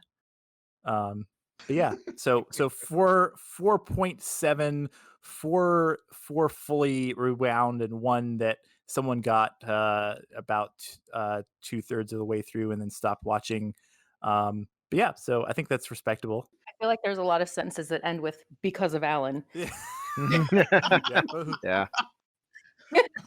It is kind of a catch-all excuse. But yeah, I think we've kind of covered everything there is to talk about for The Road Warrior. So, and I think we're definitely going to cover the other 2 films in the future. But I think the next episode we spent a lot of time in the desert wastelands, and I think it's a time for a little change of scenery. So I think we're gonna head to the woods for our next episode. And in fact, I think that my uncle owns a cabin in the woods that we can stay at. Ooh. I'm really Ooh. excited. I want to go. So wait, Yeah. so what movie we're gonna do then? Yeah. I don't know. I haven't decided. Waterworld. Waterworld. What, you didn't pick up his subtle I'll clues? do it. Yeah. The Warriors? Yes. Can you dig it? No, we Okay. are going to switch things up, and we're going to talk about something different. So yeah, join us in. Hopefully, I'm going to edit this part if I'm lying, if I can't actually release these in the right time frame. But join us again in 2 weeks for Cabin in the Woods. And until then, Yay. we don't really have any fun catchphrase, so I guess we'll No, just we say bye. don't. Yeah, Make sure we- you rewind your. I don't know. Yeah, be kind, rewind. Be kind, Rewind. rewind. Bibbity bobbity boo. Flippity flappity flu.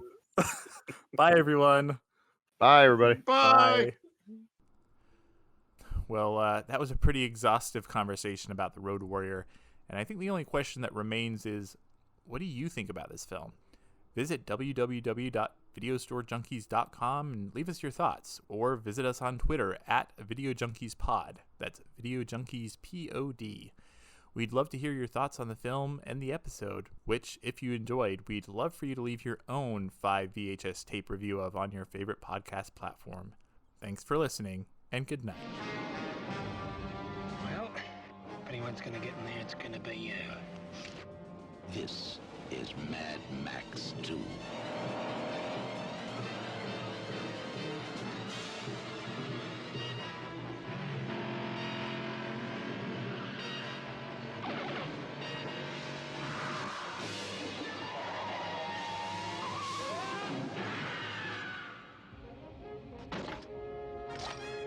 Max, It's a long time since I've seen driving like that, man. the warrior of the road. You're okay by me, pal. Gotta hand it to you, Treasure. The last of the V8 interceptors. Every day we get weaker while they get stronger. You wanna get out of here? You talk to me. Now, to do the job, I need some high-octane gasoline. Got yourself a deal. You can run, but you can't hide! You gonna crash or crash through? I was wrong about you. I'm sorry.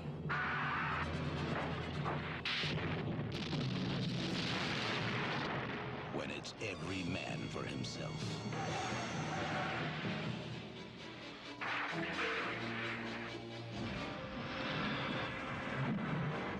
And there's no place left to run.